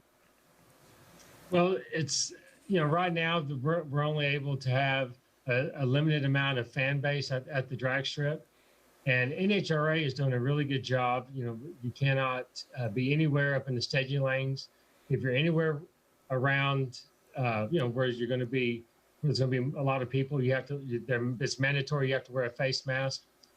In the pit area, I've seen where people feel pretty comfortable. Some walk around with the mask, some not. But I think just the fan attendance itself is down, obviously, because NHRA regulates how many people can come in.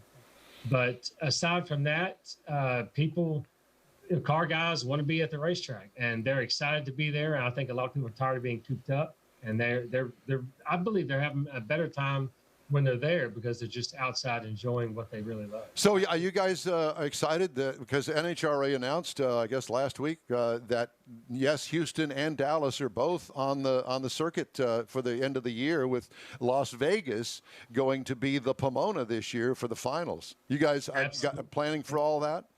Well, we had our usual schedule is that we always go to the last three races. The races, we call it the Western Swing for us. It's the Vegas National, the Vegas Divisional, and then the Pomona National. And we always end up, even if we may not be doing great in the point system at the time, we still go because it's a fun race, and we enjoy racing back-to-back weekends like that. So for us, I didn't share this with you guys earlier, but this was our only national event that we've attended this year. Oh, wow. If I'm not mistaken. So Indy was our first national that we were able to attend because the ones that we had scheduled to go to were canceled. Well done. So, yeah. So, we've been to a few Lucas Oil division races, but the Indy U.S. Nationals was our first. So what's coming up next, I believe, is the Dallas National would be our next national event in the Houston.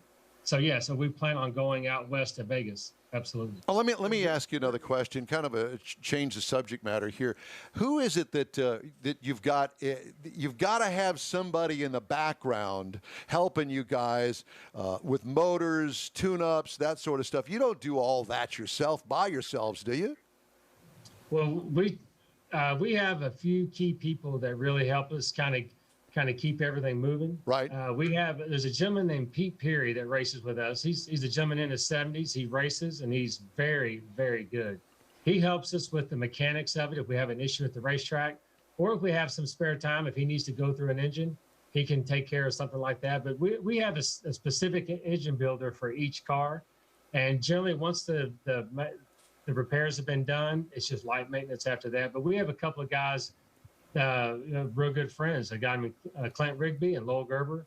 Those guys are, they race with us. They're part of our team, and they do really well helping us get everything controlled and at the races. Now, do you guys make it a family affair? Do you take the wife, the kids? I mean, it is a bunch of people there. I would imagine so. Yeah, absolutely. So my wife only comes to the local races. We have a 3-year-old and an 8-month-old. So it's obviously not easy to get them to the races. And so she's fine with just the Dallas National and the Houston National. But generally, when we go out of town, it's just us three brothers. Yeah. And there's a guy that goes with us, Todd Bailey's also. He works at NASA in the safety department. He takes great care in making sure that the little details are done, even down to the food. You got to be fed. That's true. He's really good about helping us drive to the race, and we have to drive all night long. He's great about that, Every team needs a catering manager, right? Everybody does. That's right. And, with those ham sandwiches and pimento cheese and that sort of stuff. At least you got to have a loaf of bread somewhere. Right. Yeah. So one of the local guys, David Nickens, had freshened up one of my motors in the modified car. And if I got a problem, I can reach out and call him, and he's quick to respond, either with a call or a text back. So having that local hub of information, especially a guy like him, is wonderful. Yeah.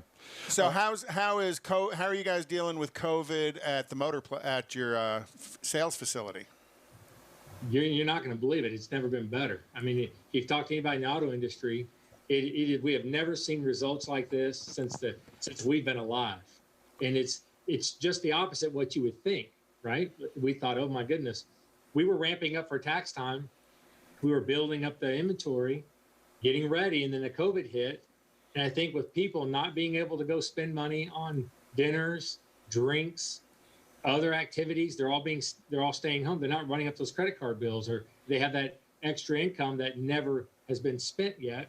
Then you get the surplus check, and and then the fact that the mental aspect of they're cooped up and they want to go out, they want to do something for themselves. They want to buy a Jeep or a nice sports car, and the results have been off the charts. The growth has never been what it's been. It's not just us; it's every dealer around. You go by some of the major stores, the front line looks empty, very empty. Right. You know, How is it trying to get inventory? Is it difficult?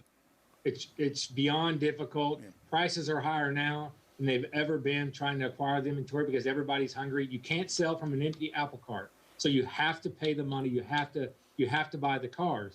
The problem you're going to have is what we've run into is the book value is only updates every 30 days. So we're paying over retail. Last month's retail value in ADA, we're paying over retail value just to acquire the cars. Oh my. The new adjustment doesn't come out. So if you submit it to the bank for financing and say, well, the book value is this, you need a stronger down payment. Well, now they've seen so much of it that they've adjusted. Everything's done. A lot of it's done manually now. For manual just trying to keep up. And I think when I You're checked, right, because you can't wait 30 days for the new book values to come out. It just doesn't. It's not realistic in this. And I think when I checked the other day, you guys carry roughly 500 vehicles in inventory, about 400 of your used cars, and 70 or 80 of the what you call the bargain used cars. Right. I think the last check yesterday was like 636. We just can't get them online fast enough. We're working a lot of days in the back trying to get the processes streamlined, and it's just you can't push it quick enough. Yeah, and you've got a wonderful shop there. I've been to your shop as Thank well, and and a good crew of technicians back there. But you guys are all set up to take care of the car after you sell it, not just to sell the car as well. Yes, that's what really makes it nice when we built a new facility. There's service after the sale. Whether you need the service mechanically, or if you do a bump, ding, or scratch, we have that covered too. We have a full-blown body shop in the back that we can do anything if it's car related. We can do it all. And store that Lucas trailer back there in the, exactly. in the far bay. It's the Emmons Autoplex down in Webster, Texas. Gentlemen, thank you so much for joining us, talking about NHRA Sportsman Drag Racing, and best of luck trying to get all that inventory online or what little you got. So you're going to have to get a bigger table for the rest of your Wallies, apparently. Apparently. I hope that's a problem. We'll work on that. Hey, we hope to see you at the Houston race, Dallas race. Stay in touch with us. We'll be in touch with you, and thanks again for joining us today. We sure will, guys. Thank you. The Emmons brothers, thank you very much. Hey, you've got something ugly or nice to say about our show? Perhaps you're still ticked off about that crappy torque wrench warranty that Craftsman lied to you about? Well, we want to hear about it and share it with all of our viewers. All you have to do is shoot us an email with the gripe information to info@inwheeltime.com. Splash and go, and we are back with Conrad's Car Clinic right after this. Uh-oh, Brad's buzzed. Oh, yeah? Yeah, he's starting with the woots. And now a speech. I just want to say that friendship is about heart and brain. Who's with me? Good thing is, he knows when he's buzzed. And my brain is saying, when it's time to go home, somebody call me a ride. Love that guy. Me too. Know your buzzed warning signs? Call for a ride when it's time to go home. Buzz driving is drunk driving. A message from NHTSA and the Ad Council. A social distancing tip. Putting distance between yourself and others is critical to slowing the spread of coronavirus. So here are ways to stay in contact without the physical contact part. Call, send a text, set up a video conference, post on social media, dedicate a song on the radio. If you have symptoms of fever, dry cough, and shortness of breath, call your healthcare provider before going to their office. For more info, visit coronavirus.gov. Let's all do our part, because we're all #AloneTogether. Brought to you by the Ad Council. It's the In Wheel Time Car Show. Thank you so much for joining us today. We really appreciate it. Time now for Conrad's Car Clinic. Delve into all things automobilia. Well, and this is going to kind of roll right into the conversation we just had with the Emmons brothers, and that's used car pricing. Used car pricing is on the rise, and the prices are moving up, and a lot of it kind of due to the pandemic. You heard Jerry talk about how people tend to have a little bit more cash and that their sales are going real well. Well, there are some models out there that have had some pretty significant price gains in the used car market. Of the 10 models that had the biggest increase nationally, most were luxury cars or sports cars, and actually it was led by the Dodge Challenger. The Dodge Challenger price went up 9% from the month of July to the month of August. All of them? All of the Dodge Challengers? Just when they look at Challenger as a used car sold vehicle, the price went up 9% in the month of July between August. What's up with that? Well, it's inventory's down, so demand is up. People are out buying vehicles, so it's the supply and demand thing.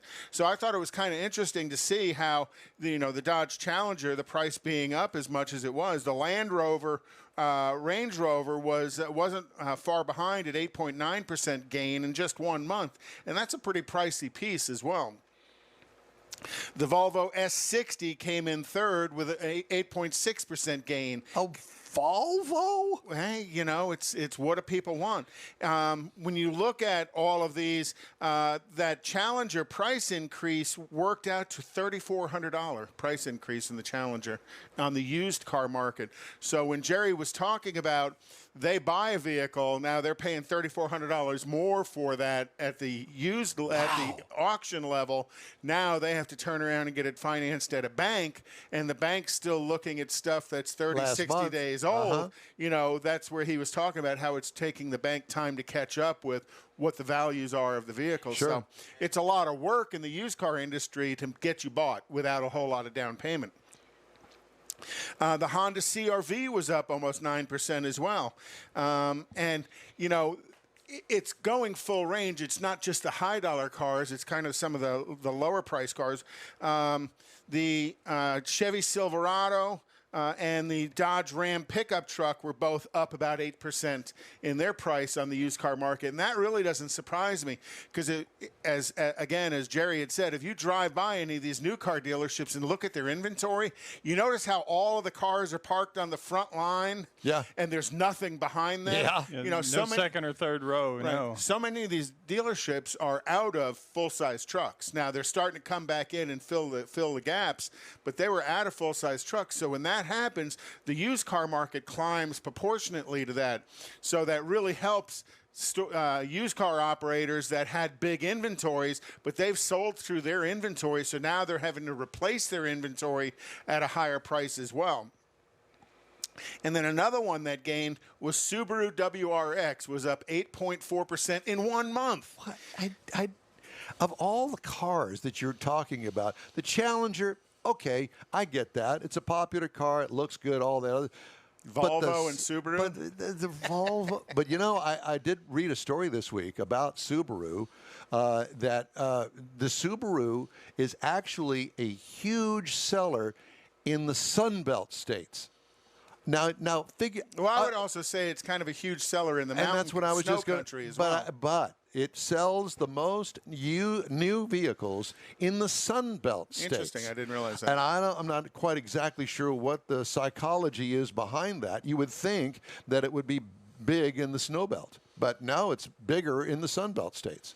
So again, that's kind of what I was going to talk about today. So it kind of tied in with talking to the Emmons brothers about how used car pricing is really climbing, and it's driven by market forces. Well, it's truly, it's just an odd period of time. You think? Yeah, to say the least. Dodge Challenger, BMW X6, Nissan Sentra, and Genesis G70 led each segment in a J.D. Power study measuring multimedia quality and satisfaction. The Challenger was the top performer overall with the most satisfied owners and lessees. On a 1,000-point scale, the vehicle scored 938. Maybe that has something to do with its popularity. Brent Gruber, Senior Director of Global Automotive at J.D. Power, told Automotive News the study found Nissan was the only Japanese brand that ranked above average and that domestic brands performed best. Kind of a surprise there to me, isn't it to you? The study did say owner satisfaction with such systems with these...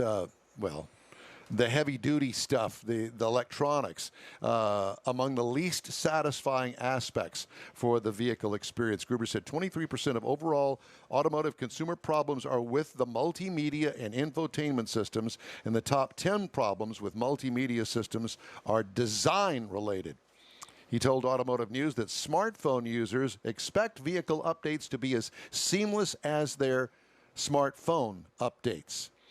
Manufacturers need to ensure that updates have been thoroughly tested with a very high probability for success. So there's still obviously a lot of room for improvement there. Okay, that's it for this segment of the In Wheel Time Show. We got more coming up in just a sec. Could talk, she'd say a lot. You'd know what she's thinking and what makes her happy. But unfortunately, baby can't talk or remind you you're the one taking her to daycare today, and she won't speak up if you drive straight to work like any other day and never think to look in the backseat. Every year, dozens of kids die from heat stroke in cars. No one is perfect, so set a reminder and always look before you lock. Where's Baby? Paid for by NHTSA. Is your business or company looking to stand out in a crowded advertising market? Looking to reach the real auto enthusiast? Well, you found it. You're listening or watching In Wheel Time, and so are your fellow enthusiasts. The In Wheel Time Car Show now reaches 500,000, and we can put together a marketing plan that will engage them in your product, business, or service. To get the tires rolling, just shoot us an email to our marketing director, Jeff Zekin. His address is jeff@nwheeltime.com. From Studio A in Texas, USA, it's the award-winning In Wheel Time Car Show. In this segment of our show, we talk with Michael Gillum from Ram Trucks about the just-announced production of the Ram TRX, or as they're calling it, the T-Rex. Bad to the bone, yeah. This week, inside our new car showroom sits the Jeep Gladiator. We'll give you an in-depth review of that. We talk with NHRA top fuel driver and U.S. Nationals winner Fast Jack Beckman about his new car show. Funny car. Plus, we'll have This Week in Automotive History and the stories making auto news headlines. It's all just ahead on today's In Wheel Time Car Show for Saturday, September 12th, 2020. Howdy. Along with Mike Out of This World Mars and King Conrad DeLong, I'm Don Armstrong. Glad that you could join us today. We're going to get Michael Gillum here. And Michael, good morning to you. Thanks so much for joining us. He is with Ram Trucks, and we're going to talk to him about the TRX, the T-Rex as it is called. Michael, it's great to see you again, and thanks for joining us. We really appreciate it. So now that it's out of the box, we want to know every nut and bolt thing about this. Can you help us? Yeah, I can help you on the exterior, I think. There was a lot of development, a lot of love went into this vehicle, guys. I mean, you know, I talked to you guys 4 years ago when the show truck came out, and you know, that was really an opportunity for us in the design office to kind of stretch our legs and put a stake in the ground for what the vehicle should be. And I'm pleased to say that it maintained all of that essence and more, you know. So we really pushed on the concept truck, as you know, to make sure that it was functional and make sure that it was a credible contender, something that you could see, you know, making its way into the production sphere. So, you know, from the long travel suspension to the big horsepower, even the ram air intake on the hood, all of that stuff is, you know, it made it into the truck. And actually, some of the things got even better. Like, there's a couple little details on the truck that you guys will see on, you know, from the show truck. It was obviously based on the last gen Ram 1500. So, you know, we had the truck's obviously over 80 inches wide, so we have to have cab lights, or we had roof mounted cab lights at the time. One of the cool things that we were able to do on the production truck was actually a more creative integration of those lamps into the hood scoop, for instance, really giving it a unique kind of down the road read when you see it, you know, coming up on you from 100 yards away. And while it's doing 100 miles an hour coming up behind you. Exactly. So you're not going to mistake it for a heavy duty, you know, and you're going to hear it probably long before you see it anyway. So Michael, I have to butt in here, and I have to tell you that, you know, when Ford came out with the Raptor, shortly thereafter, all of us press guys, when we would see you at the Texas Truck Rodeo, were saying, come on, man, we need some horsepower. There's no reason why you guys can't go after the Ford bunch with a real heavy-duty, super off-road performance truck. And you said, yeah. Well, we've been thinking about it. Well, guess what?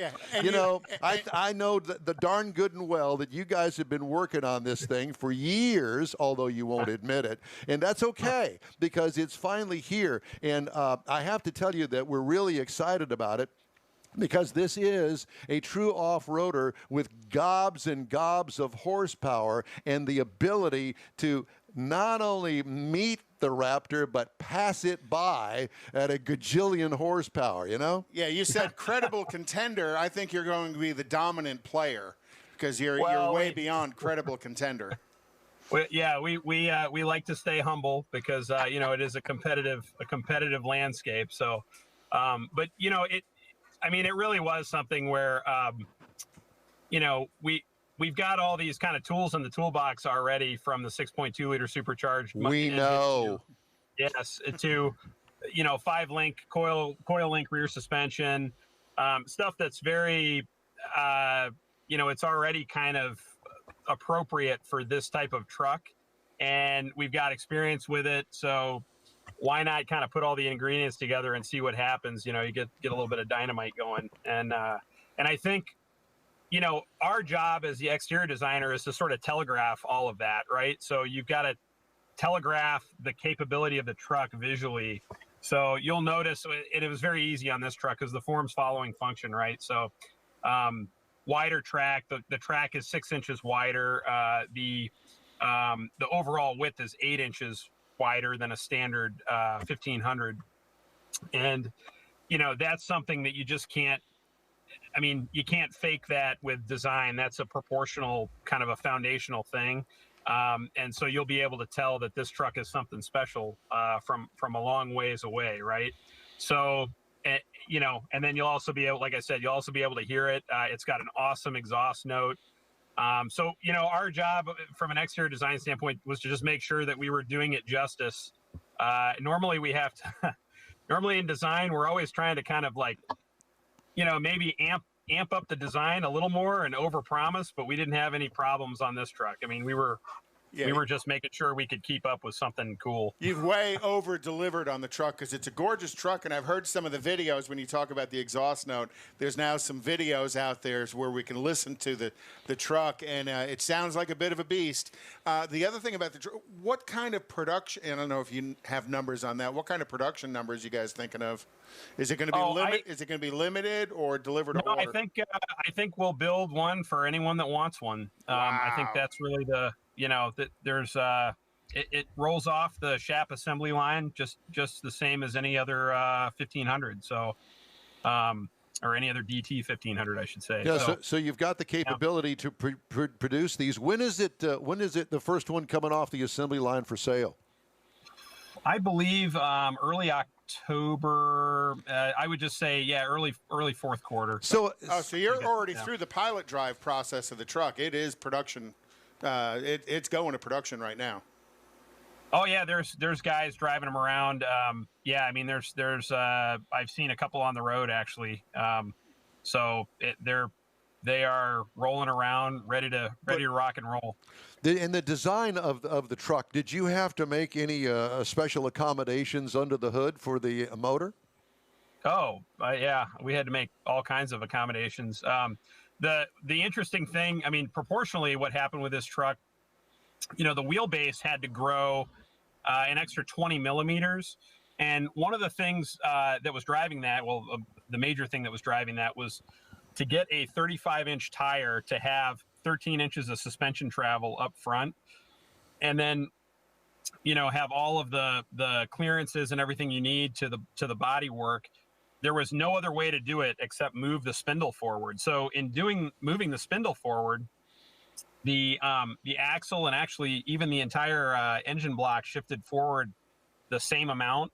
So and that's more on the engineering side, but it drove a lot of design decisions, what we were able to do, what we weren't able to do. So you'll look at features like the you can, one of the telltales, like the front bumper is a lot of Rebel DNA in there, but we actually had to trim the back edge of that bumper about 2 inches, and it's got a whole new sideburn coming down with a clearance lamp in it and all of that to accommodate that tire. So and these are all things that we learned and we kind of sussed out on the show truck. So what was great about the show truck is that there were not that many snakes in the woodpile when we went into production, which, as you guys may or may not know, you get a big enough snake in the woodpile and it can really send a program sideways. Right. But everything was sort of accounted for, all the big moves. So is the functional hood scoop on it trying to deal with cooling that monster motor underneath the hood? No, it's actually trying to deal with feeding it. There's actually it's a 50-50 stacked intake. So one of them comes up underneath under the header on the grill, and then the other 50% goes through that hood scoop. So they both kind of meet and they go down into these chimneys that then go into this. It's a cyclonic kind of action to clear out any debris, and then it goes up through the air filters, the air filtration system. So there's a lot of extra work that went into the intake of this truck, just because it is an off-road specific truck, right? It's not just ramming it straight through an air filter. Michael, I want you to hang on just a second here. We're going to take a quick break, and we'll be back with you in just a minute, because we want to continue this fascinating conversation with Michael Gillum on the new Ram TRX. Stay with us. Are you one of those people who thinks it's okay to drive stoned? I mean, what's the worst that can happen? You end up driving below the speed limit? It's no big deal, right? Wrong. The truth is, your reaction times slow way down when you're high. You not only put yourself in danger, but everyone around you. Talk about a buzzkill. Stop kidding yourself. It's not okay to drive high. If you've been using marijuana in any form, do not get behind the wheel. If you feel different, you drive different. Drive high, get a DUI. Paid for by NHTSA. A social distancing tip. While the CDC urges you to avoid close contact, like hugging or shaking hands, there are other non-physical ways to say hello. Wave, wink, use sign language, salute, smile, give the peace sign, throw up an air high five, do jazz hands. Remember, stay a minimum of 6 feet or 2 arms length away from others, and stay home if you can. For more info, visit coronavirus.gov. Let's all do our part, because we're all #AloneTogether. Brought to you by the Ad Council. Welcome back to the In Wheel Time program. We're talking with Michael Gillum with Ram Trucks, and it's really good to have you here. We were just talking about the fact that I don't know what you're sitting in, but we do notice that you've got a nice big heavy jacket on while we're down here bathing in 85-degree weather. Where are you, and how cold is it? It's not that cold. Well, it was a little cold this morning. I actually had to do a little bomb run to Chicago to pick up some parts. I have a project Jeep that I'm working on, so can you say bomb when you're heading to Chicago? I mean, there's that aspect of it. You can, I guess, after you get back. After you get back to Michigan. After I get back, I guess. I've got to watch that. Luckily, I'm the only one that can hear me aside from everybody else. A few 100,000 people. Yeah, exactly. So, Michael, I want to delve into this design process that you guys go to when you design something. Really, it's almost as if starting fresh, but not that way, because you're starting with a platform that's already into production, and now you're turning this into a monster off-road vehicle. How many people is involved in something like that up there at Ram? Once you get the word, hey, we're gonna go for this, then you've got to talk to the suspension guys. You've got to talk to the chassis guys. You got to talk to design, exterior design, and make all of this come together. How does that work? Yeah, we actually have, a lot of meetings that are, they're set up sometimes they're set up twice a week sometimes, coordination meetings and all of that, where the team is always together. And I, as a design manager, I mean, the way I kind of like to run it is I like to just go, if there's something that if I need a question answered or something, I'll just go and ask somebody. I don't even write a lot of emails. You just go right up and keep that tight knit team kind of dynamic going. And so, yeah, working with SRT and Jeff Roselli and Daryl Smith and all of, the guys, the disciplines outside of the design office, and then a ton of the work just inside design office itself is really centers around the clay sculpting aspect and the CDD, which is concept design development. So that's the digital end of the sculpting. So basically what we do is we'll do a clay model, a full size clay model, or we'll start with a 3/8. We'll go to a full size, and then that gets scanned and goes to our digital group, which, then it's working to bake in feasibility and, if there are panels that need to be stamped or whatever. So there's a lot of people involved, a ton of very talented people, very specialized in their craft. And then, even just within our studio itself, the lead designer, like Dejan Ninov was our lead designer on this truck, just really kind of casting the vision for everybody, with the sketch work. And, I have some of that stuff if you guys would like to see it. Yes, of course we want to see everything. Okay, all right. Yeah. I can certainly present it here. How long did this whole design process take, Michael? It's probably, depending on whether you count the concept build, you probably are looking at, it was 4 years from the concept, right? So we're 4 years out from the concept, but the concept actually, I guess it's not that much longer because we did it in 77 days. So, that's pretty quick. Yeah, real quick. That means it was in somebody's head already, and all they had to do was give you the okie dokie.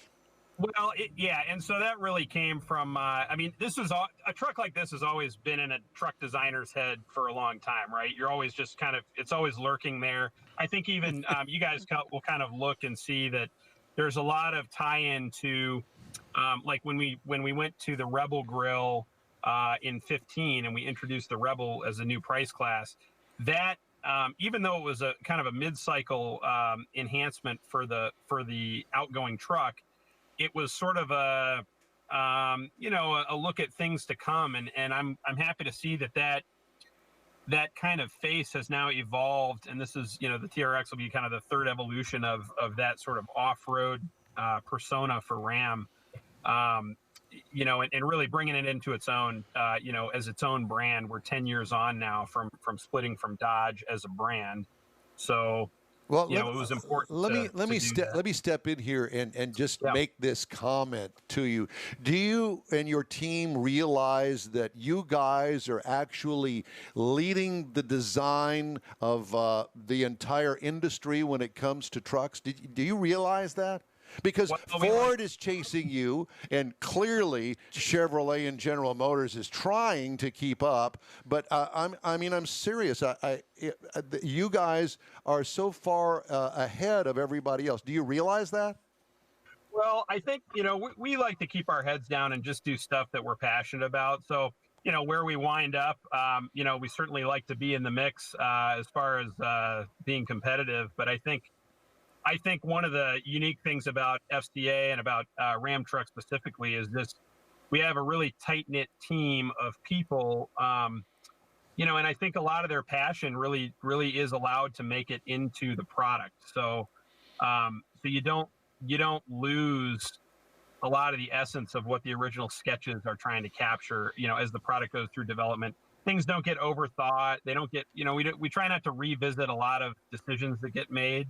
And that's one of the things that helps us kind of be agile and kind of keep that initial spark from the early sketch phase and move it into, something that is a three-dimensional product, and then eventually you're a three-dimensional model, and then eventually a product that you can go purchase. So and the product that we can go purchase, we can clearly tell that the designers are true car people. You know, you guys really do show in the product you're delivering a passion for the enthusiasts as well, and we appreciate that very much. Oh yeah, thank you. Yeah, we really love it. I mean, we're we are car folks, and we we just like to.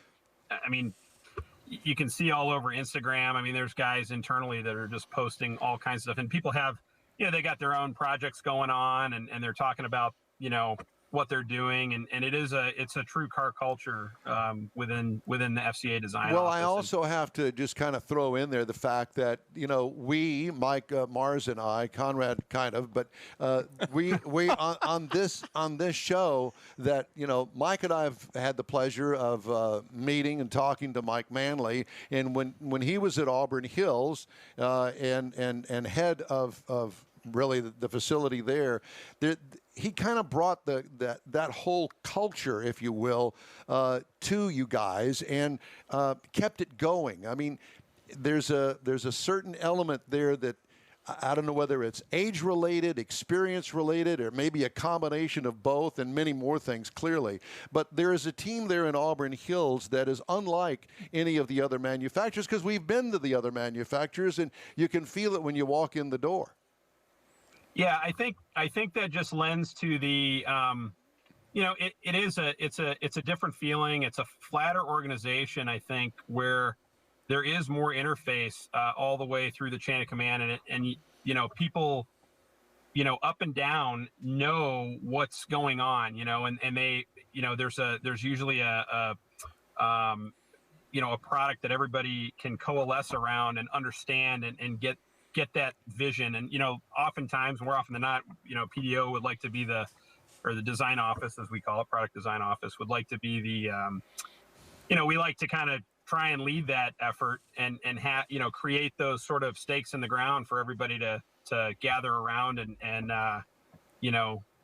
have an agreement, and then go out and do it, and execute. And I think that's a very special thing at FCA. Well, Michael, it's great to talk to you. We surely appreciate so much you sharing the new Ram TRX with us, and it's great to have you on the show. And we hope that you'll stay in touch with us, because we're going to keep knocking on your door and bothering you whenever you come up with anything.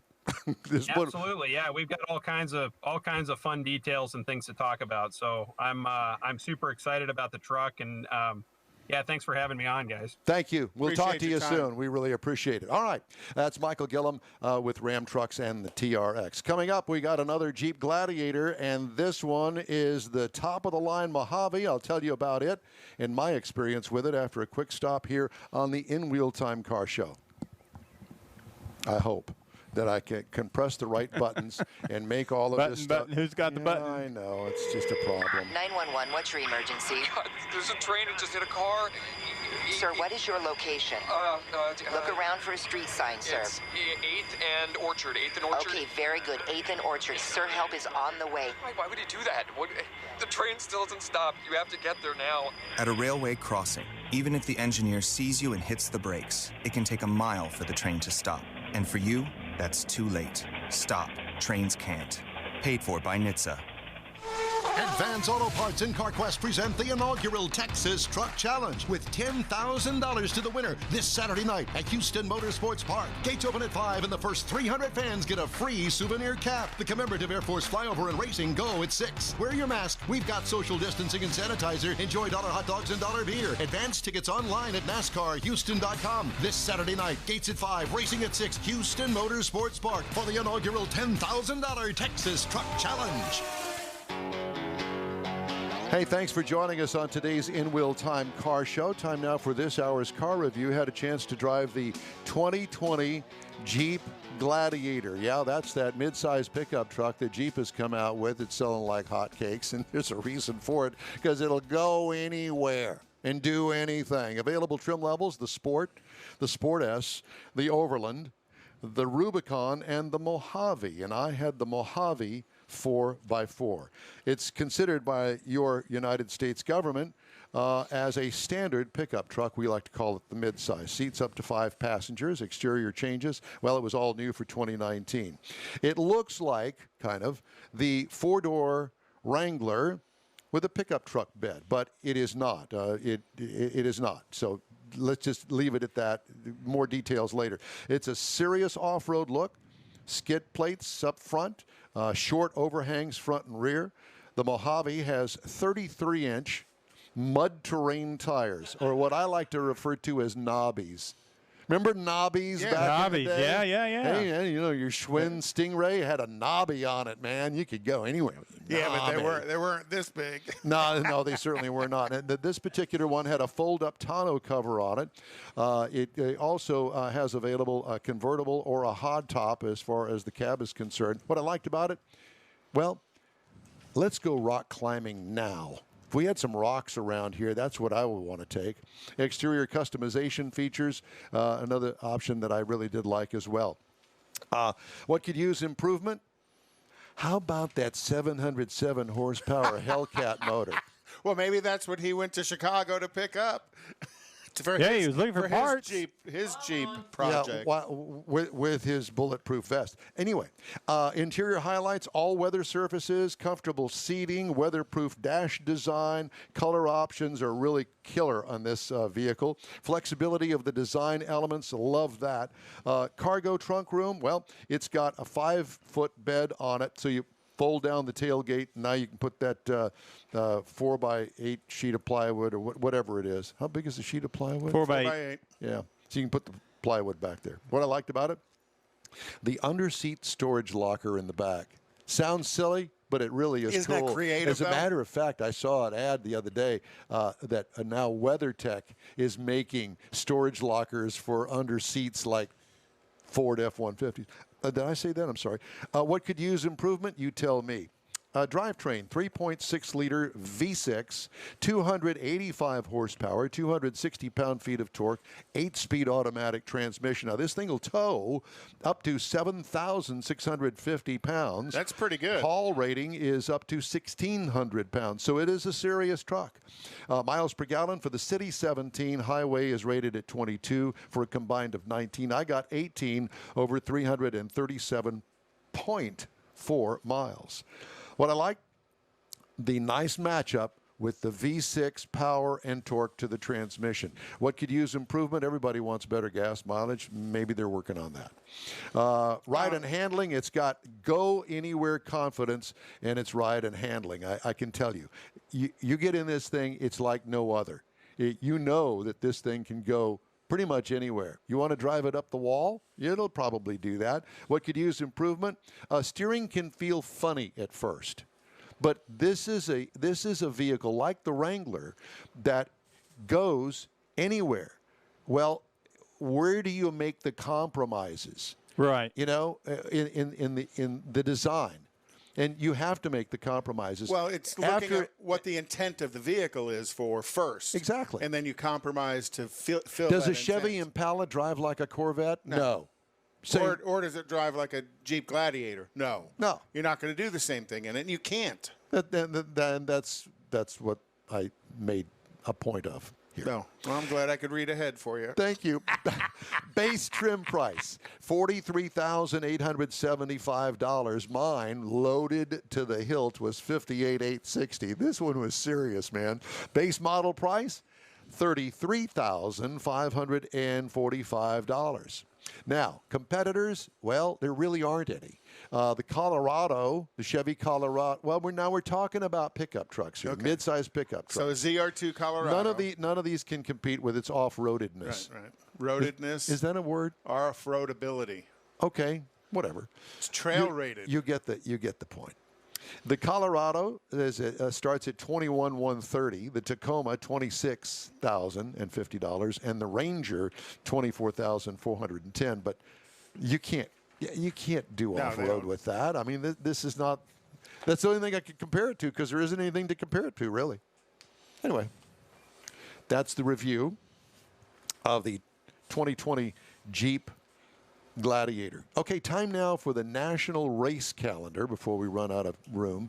And I didn't mean to spring that on you, but that's what I've got written Well, I think down. we already did that. Well, let's do it again. Okay, well, we talked about Formula 1. That was in a different show. Formula 1 is going to be in Italy this weekend, and it's already started. They qualified this morning. All right. Talladega is going to be October 2nd for NASCAR. The 24 Hours of Le Mans is next weekend for the prototypes and the GT cars. Le Mans. Okay. Lemons. No, they do that down at MSR. On the 9th of October is going to be Charlotte, and the IMSA guys are going to be doing the road track down there at Charlotte. Charlotte's got a road track? Yeah. Interior road track, kind of like Daytona does. Actually, Dallas does as well. All those big ovals have an inside road track. Indy's got one now, too. Well, that's in Indiana. The Indy cars are going to be there as well on the 2nd of October. On the road course? On the road course. Oh, This cool. is the second time this year they're going to be there. And their support race is going to be the International GT Challenge. So all the Ferraris, Audis, McLarens, and stuff are going to be there with them. All right, thank you, sir. The In Wheel Time Car Show streams on Facebook, YouTube, and InWheelTime.com. Podcasts available on Apple Podcasts, Spotify, Stitcher Radio, iHeart Podcast, TuneIn, Google Podcast, and Podcast Addict. In Wheel Time Car Show continues right after this. It's 4 a.m., Monday, and you're literally sucking baby snot through a tube because she's congested. Man, that's love. And if you love her that much, love her enough to make sure she's buckled in the right car seat. To make sure your child's in the right seat for their age and size, visit nhtsa.gov/the right seat. Show them you love them. Keep them safe. Visit nhtsa.gov/the right seat. Brought to you by the National Highway Traffic Safety Administration and the Ad Council. Is your business or company looking to stand out in a crowded advertising market? Looking to reach the real auto enthusiast? Well, you found it.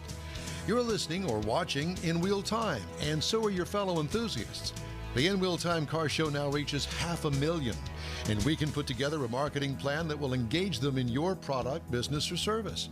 To get the tires rolling, just shoot us an email to our marketing director, Jeff Zekin. His address is jeff@inwheeltime.com.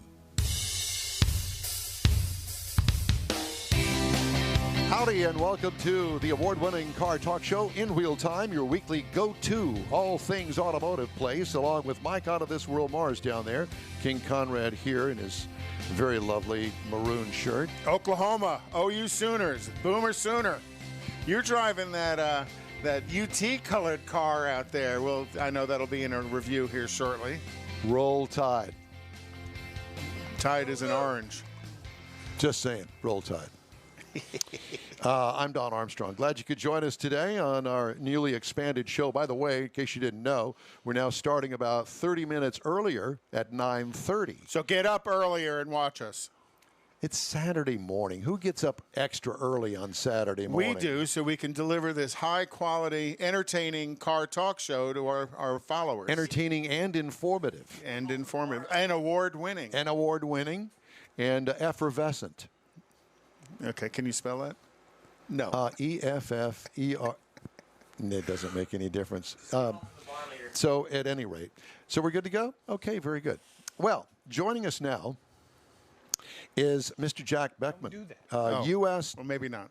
I'm sorry? Yeah, he's right there. There he is.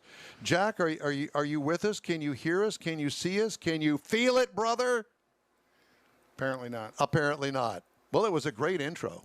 But so we're gonna get him all squared away. He's almost ready. We had to change kind of formats. We go from Zoom, which is not our friend really, to something else. To Google. Yeah. Now we're back to Zoom. Now we're back to Zoom. Okay. Well, the good thing is today we have had 4 U.S. Nationals champions on the show between the Emmons brothers in Super Stock and Stock Eliminator. Erica was on the show because she was over in Facebook and she was watching us with the Emmons brothers. Right. And then Jack follows up with the funny car U.S. National. And Jack was supposed to be with us a couple of weeks ago, and we had all sorts of problems with Zoom, and it was an internal thing, and we hopefully have got that fixed.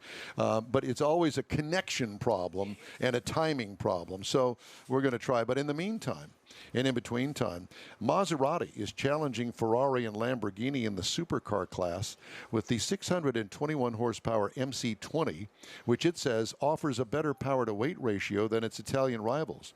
The MC20's 3-liter V6 turbocharged gasoline engine built by Maserati also produces 538 pound-feet of torque. Production of the coupe version of the MC20, Maserati's most powerful series model to date, is scheduled to start at the end of this year. You know, you don't really hear too much about Maserati, but I guess they're back. Well, they've been around for quite a while. Well, I know they have, but you just don't hear too much about them. You know, Ferrari takes all the headlines. Lamborghini takes all the headlines. Here comes Maserati. MC20 will start at a mere pocket change, $230,000, and is expected to compete against the Ferrari F8 Tributo. Whatever. And the Lamborghini Huracan. High cotton there. So did you see GMC has released the logo for the Hummer EV? Did you see it? It's No. kind of like this shield thing, and then it has a crab in the middle of it. That's perfect. Get the crabs. I have no idea why the crab, and I've got a connection to the crabs? to the Hummer team, and he's trying to feed me information, but he's not going to. But I think this orange crab that's in this pentagonal body of the logo is going to have something to do with the Hummer, the electric Hummer's ability to drive in crab mode. So you're going to be able to turn both wheels, all 4 wheels, one direction. Seriously, and you're going to put that in the logo? The crab. Because it can crab. Well, either that or they're trying to ride on the wave of Deadliest Catch, and how much people like that when the crab fishermen up in... That is just way too big of a stretch. A crab is going to be the logo. It's in the logo. You know, Nissan's getting pretty close to releasing the new 400Z, and it's also going to have a twin-turbo V6 in it. And there's going to be some design elements of it all the way back to the 240Z, so that might be pretty cool. But we don't have a picture of it yet. Well, they've released the shadow pictures of it. That kind of ticks me off. And since we're now going a little bit more international, the CAW, the Canadian Auto Workers Union, I saw that, have targeted Ford as their strike target. So that won't go over well. Let's tick everybody off. Yeah. Did you watch any of the NHRA? No, but I did try to watch the football game between the Houston Texans and the. I didn't watch any. And I turned that off about I don't know, a minute or two into it. So. Well, you know, when last week when we had the guy on with the Mach E, he talked about the Cobra Jet Mustang with the electric engine that they were running exhibition races at NHRA at the U.S. Nationals. Well, I guess the guy in the 1,500 horsepower electric Mustang Cobra Jet went 827 in a quarter mile. Quietly. I was just going to say, what'd that sound like? Can you imagine going 827 in an all-electric? Well, you could hear the stickiness of the track on the tires as it went by because you didn't have any engine sounds. That's pretty bad. Bad double A. Yeah. E-commerce. Delivery fleet operators face a regulatory pressure in California and other states to buy electric vehicles, but a surge in package deliveries thanks to coronavirus lockdowns has major firms itching to switch to electric right now. Fleet operators such as United Parcel are really dying for computers on wheels that can harvest data and upgrade safety or autonomous features overnight to save money and boost profit. Of course, it's always about profit. Yeah. With its ability to send wireless upgrades and fixes to customers' electric cars, Tesla is seen as a bellwether for electrification. Major companies like UPS want to harness that power to bring cost-saving, autonomous, or safety measures to their fleets in real time. If, for instance, a manufacturer developed a feature to prevent a truck from bumping into a loading dock, UPS could have it in tens of thousands of vehicles overnight to prevent expensive dents. Oh, yeah. You look at even just the production cars you can buy today with the automatic, the self-parallel parking and the self-backwards parking that they do. Now they can integrate that into delivery vehicles as well. Is there a reason that camera's on me? Because you're just such a cute guy. I'm getting a little nerved up. No, I ain't talking. Well, UPS has ordered 10,000 vans from Great Britain and a startup company over there called Arrival Limited. The majority of the U.S. market is which they are meant for, in which UPS also owns a majority stake in this company. Arrival is working on self-driving technology, which is one reason why UPS is supporting the company. The company has also reserved 125 Tesla's long-awaited semi-big rigs, 50 electric trucks from Workhorse Group Incorporated, with an option for 950 more. Wow. And is testing electric trucks with California startup. I guess it's XOS or Exos. It's, well, you tell me. It's that word right there. A big X, little O, little S. Exos works for me. Or XOS. Oh, XOS. Zeos. No, that's... I don't know. But anyway, so the whole thing is that everybody's just chomping at the bit to do this electric thing. And my take is, what are you going to do with infrastructure? Because it's going to have to be a big part of it. Well, yeah. So you're out making deliveries in your Amazon or UPS van, and you've worked already 6 hours without getting a recharge. Now what? But with the computer technology that's in it, they're going to be able to program in its route to know when it needs to be back to get a recharge. But where are you going to have to? Where are you going to take it to get it recharged? That's the issue. Are they going to have recharge stations out in the field? But then again, how long does it take to recharge? I don't know. But, you know, if they hook that thing up to a 440 to recharge it, they're going to be able to blow a charge in it pretty quick. But I'll tell you what. I know for a fact that I am not a big fan of 110-volt charging like I've got here at the house for an electric vehicle, because it takes days to recharge it. Days at that rate. So did you hear that Dodge has taken a lot of input from the Police Advisory Board and direct officer feedback, and they are releasing the 2021 Dodge Charger and Durango Pursuit delivery vehicles. So they're coming back. You know, years ago, Dodge was dominant in the police car industry, and then they kind of faded off, and they've come back, and the Charger's a pretty dominant piece. And you know, when you look at all of these videos of what's going on around the country right now, there's a lot of Ford Explorers or Interceptors, I think is what they call them, that are out in the police packages right now. Well, Dodge wants a piece of it with the 2021 Durango, and they're doing a lot of build-ups in the vehicles to make them more of a pursuit vehicle for the police. I don't know what Mars is doing down there. He's trying to get but you know, we're supposed to have Fast Jack Beckman on. Apparently that's not going to happen. So we're going to continue with more of the In Wheel Time Car Show after this. When might you be buzzed? When you suddenly love everything. You guys, I love this song. I love these nachos. I love our kickball league. Ugh! I love this guy. What's your name? You know what I love? A ride when it's time to head out. If you see a buzzed warning sign, call for a ride when it's time to go home. Buzz driving is drunk driving. A message from NHTSA and the Ad Council. I love your car. Is this real leather? A social distancing tip. Putting distance between yourself and others is critical to slowing the spread of coronavirus. So here are ways to stay in contact without the physical contact part. Call, send a text, set up a video conference, post on social media, dedicate a song on the radio. If you have symptoms of fever, dry cough, and shortness of breath, call your healthcare provider before going to their office. For more info, visit coronavirus.gov. Let's all do our part, because we're all #alone together. Brought to you by the Ad Council.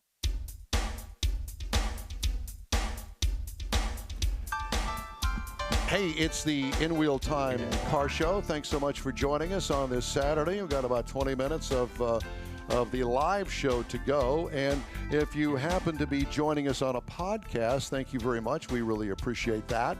And like for you to tell your friends that we got podcasts 5 days a week now. And if you want, go ahead and subscribe to our YouTube channel as well. We'll be happy to give you some notifications as our YouTube videos go up. Yeah.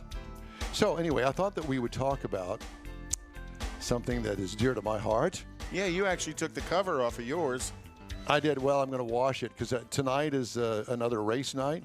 Are you pacing it's again? Yes, I am at Houston Motorsports Park. It's the Texas Truck Challenge, $10,000 to the winner. These are the pro trucks that are out there because, you know, it is the NASCAR Advanced Auto Parts Weekly Series. And we're coming down to the end of the season for that. And it's going to be a great event tonight. I think it's going to be awesome. So the gates open at 5 and racing starts at 6 o'clock. And, yes, I'm going to do winner interviews and also do the pace car tonight. So it ought to be a lot of fun. Winner, $10,000 dinner. Chicken dinner for Dawn. Actually, last week I had a corn dog out there. And I have to tell you, I haven't had a corn dog in years. It was yummy with lots of mustard on it. Tonight is dollar beers. Gotta have mustard. Dollar beers, dollar dogs. Yeah. So at any rate. C8 Corvette Z06 Yowzer. was going to be packing a twin-turbo 5.5-liter dual overhead cam flat plane crank V8. Well, that was reported. Now, Motor Trend has corrected itself after receiving some new information from a source at GM. That source says that the C8 Corvette Z06 will not come with forced induction of any sort, but rather a naturally aspirated version of the forthcoming 5.5-liter LT6 V8. New engine will also reportedly rev to 9,000 RPM, and we already know that sounds amazing. Output is estimated to be about 625 horsepower Ouch. and roughly 485 pound-feet of torque, both of which are less than the C7 Z06 supercharged power plant. But the new mill is a different animal altogether. In fact, the current most powerful non-applicable V8 NA. Naturally aspirated. Oh, a naturally aspirated. I thought NA. And naturally aspirated V8 is the Mustang Shelby GT350's 5.2-liter Voodoo engine, also a flat plane crank design. It's 526 horsepower. And it sounds awesome. If you does. haven't heard one, it's a beast. So anyway, we're looking forward to that. And apparently, everybody's going to have to wait for the ZR1 and perhaps the rumored Zora Corvette, which will reportedly couple that mill with at least one electric motor. And I think that's where you're going to see the Corvette possibly touch the 1,000 horsepower range. With the added electric motor? Yeah, you know, and I would say they'll probably add a 300 or 400 horsepower motor to it on top of a 600 horsepower gas engine. Now all of a sudden we're pushing 1,000 horsepower. Now, how are you going to make that hook up? Carefully. Well, you won't. Traction management. You know, it's easy enough to put traction you management won't have to jack with that because the computer will do it for you. Right. Just nail it to the floor and watch it go. Well, you know, think about the launch. That's a lot of fun. Think about the launch management systems they all have on the performance cars. All have on them now. You just put it in launch control, you know, and whack the throttle. It'll boost the RPMs up on the engine. And then if you want to do drifting and burnouts and stuff like that, turn it off. Now, is that something you've learned to do in these press fleet vehicles you're getting? No, I have not. That's Mars' thing. He does that. I did he that burns one the time. hides off of them. I was up at an event, and here we go. And it was on like a little course out in a parking lot. And and they wanted you to drift? No, I turned the traction control off for some silly reason and drifted. Well, I'll tell you, when I was working for General Motors, they weren't happy, and had all that time with the Corvette folks. Man, I would always tell people, if you're not an experienced driver, don't touch the button. Oh no, don't touch that little button in the middle of the console, which turns traction management off. If you don't know what you're doing with that high horsepower vehicle, and even at the 2001 level, you really don't want to touch the button and lose your traction management system. No. I have to tell you that I learned the hard way I didn't wreck the car, but it got real light on the rear end without that traction control on. And I am not an experienced person to get all of that working the right way. And so I don't turn traction control off anymore. Yeah. Unless you've got something really, really good in your capability. Yeah. A lot of experience turning the car sideways, smoking the tires. It's not something you should do. Go ahead and let the brains of the car do what the brains of the car can do. But even at that, you can still lose control of a car. You can. Even with all of the brains hooked up, you can still do something stupid enough to wreck the car. That's the problem. And you know who'd be the first one to do it? Me. Well, very close friend of mine, Skeeter Lothringer, and I know you've heard me talk about Skeeter, and you may have met him through the years. Skeeter had a Corvette at one time and turned the traction control off of it, and it didn't end well. Yeah. Well, it ended. It ended, but it wasn't well. Yeah, exactly. Okay.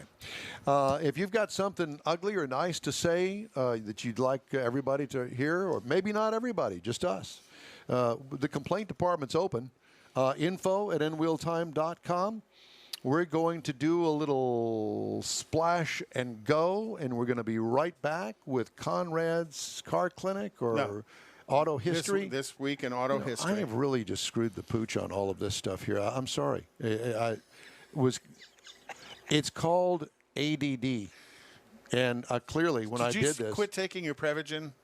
No. Okay. I can still remember the fact that I screwed this all up. I just remembered it 2 seconds ago. And if not, you can watch it on the podcast. So. Thank you so much. So anyway, This Week in Auto History. Next.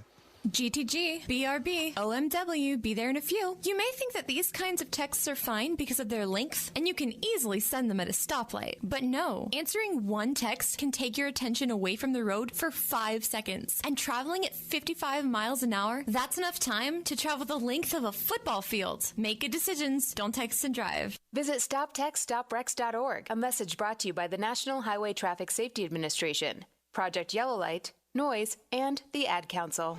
Advance Auto Parts and CarQuest present the inaugural Texas Truck Challenge with $10,000 to the winner this Saturday night at Houston Motorsports Park. Gates open at 5 and the first 300 fans get a free souvenir cap. The commemorative Air Force flyover and racing go at 6. Wear your mask. We've got social distancing and sanitizer. Enjoy $1 hot dogs and $1 beer. Advance tickets online at NASCARHouston.com. This Saturday night, gates at 5, racing at 6, Houston Motorsports Park for the inaugural $10,000 Texas Truck Challenge.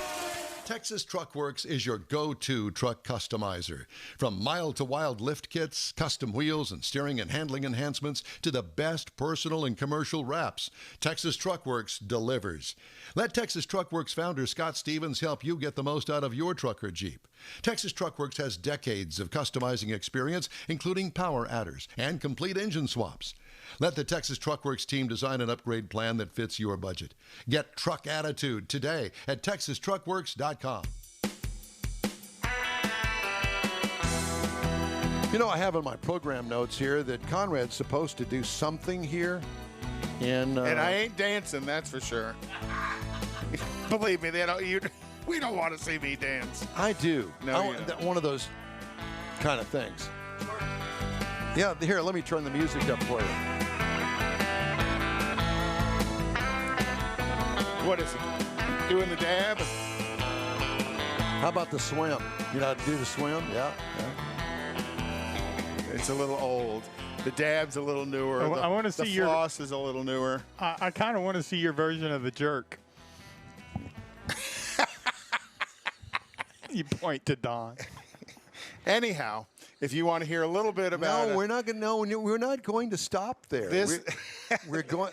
You're just trying to get out of it, and we don't want you to get out of it. This week in automotive history. Oh, okay. In 1897, the first DUI arrest happened, and it was in a powered vehicle, and it was a 25-year-old cab driver was arrested for DUI. History. Where was that? England. I had a couple of pints, that's all. That's right. In 1922, the Swallow Sidecar Company, owned by William Lyons, started what car company? Swallow. Would that be a bird? No, it's actually Jaguar. So the Swallow Sidecar Company, which was owned by William Lyons. No. But yes, it would be a bird. Yes, it would I be just a bird. wanted to clarify that first. So in before we moved on. 1922 is when they founded Jaguar. In trying hard to move 1954, on. yeah, I know. In 1954, the first Ford Thunderbird was produced. In 1960, Ford produced its 40 millionth vehicle, and that was in 1954, Ford produced its 40 millionth vehicle, and that was a 1954 Mercury convertible. A Merc. Mm-hmm. In 1960, Mickey Thompson broke the 400-mile-an-hour speed barrier at Bonneville. In 1963, the first production Wankel rotary engine was made, and it was made by NSU, and it was something called the Wankel Spider. Of course it was. In 1966, Chevrolet introduced the Camaro. Nader released Unsafe at Any Speed. That was the end of the Corvair. In 1974, Evel Knievel attempted to jump the Snake River Canyon. How'd that work out? It was a parachute saved his life. Yeah. In 1976 was when Niki Lauda had that horrific Formula One crash and fire that maimed him for life. But he did come back, and he was a very big part of the current Mercedes Formula One team, and just recently passed away. In '79, Chrysler and Lee Iacocca petitioned the U.S. government for a $1.5 billion bailout. Think about how much we thought that was back then. And now 1.5 billion's chump change. Yeah. It really doesn't. We're talking about trillions right. now. In 1987, Ford acquired Aston Martin for a very short period of time. And then in 1988, Fiat acquired 90% of Ferrari. Hey, Tony! And then in 1991, the final interstate connection from sea to Shining Sea was completed, and that was I-90 going from Seattle. What year was that? 1991, which surprised me as well. I didn't realize that. It was finally the segments. Kind of like our Gulf Freeway. Yeah, but the final segments of the of I-90 were completed, so you could drive on I-90 all the way from Boston to Seattle. I wanted to remind everybody that big race tonight. The Pro Trucks are going to be racing for $10,000 to win out at Houston Motorsports Park.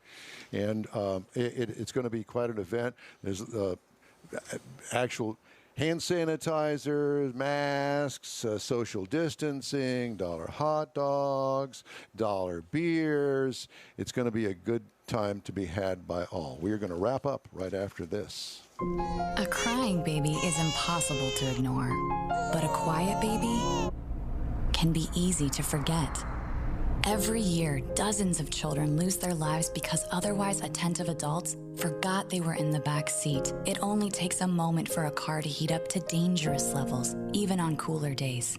So get in the habit of always looking in the back seat and use reminders to ensure baby is always with you. Where's baby? Look before you lock. Paid for by NHTSA. A social distancing tip. Putting distance between yourself and others is critical to slowing the spread of coronavirus. So here are ways to stay in contact without the physical contact part. Call, send a text, set up a video conference, post on social media, dedicate a song on the radio. If you have symptoms of fever, dry cough, and shortness of breath, call your healthcare provider before going to their office. For more info, visit coronavirus.gov. Let's all do our part, because we're all #AloneTogether. Brought to you by the Ad Council. Well, that's it for this episode of In Wheel Time, the car show. Hey, when you're on Facebook, please give us a like and tell your friends about us. You'll get Conrad's unicorn hunting features along with all things automotive all week long. The In Wheel Time car show streams on Facebook, YouTube, and on InWheelTime.com. Podcasts are available on Apple Podcasts, Spotify, Stitcher Radio, iHeart Podcasts, Google Podcasts, Podcast Addict, among others. Special thanks to all of our guests today. The In Wheel Time Chief Engineer is the fabulous David Ainsley. Our video and marketing mother is Jeffrey Zekin. This week's In Wheel Time Car Show is produced and directed by Milton Burrow. For booking agent and podcast man Mike Out of This World Mars and his royalty king Conrad DeLong, I'm Don Armstrong saying so long for now, and we hope that you'll join us live on our newly expanded show next and every Saturday, 9:30 a.m. to noon, right here on the Smoke and Mirrors Network. And we thank you for being a part of the In Wheel Time family. Enjoy your weekend. Mask up, wash those nasty hands, and stay sanitary. We'll see you at Houston Motorsports Park tonight for the Texas Truck Challenge. Thanks again. Good luck. Have a good weekend. We'll see you next week.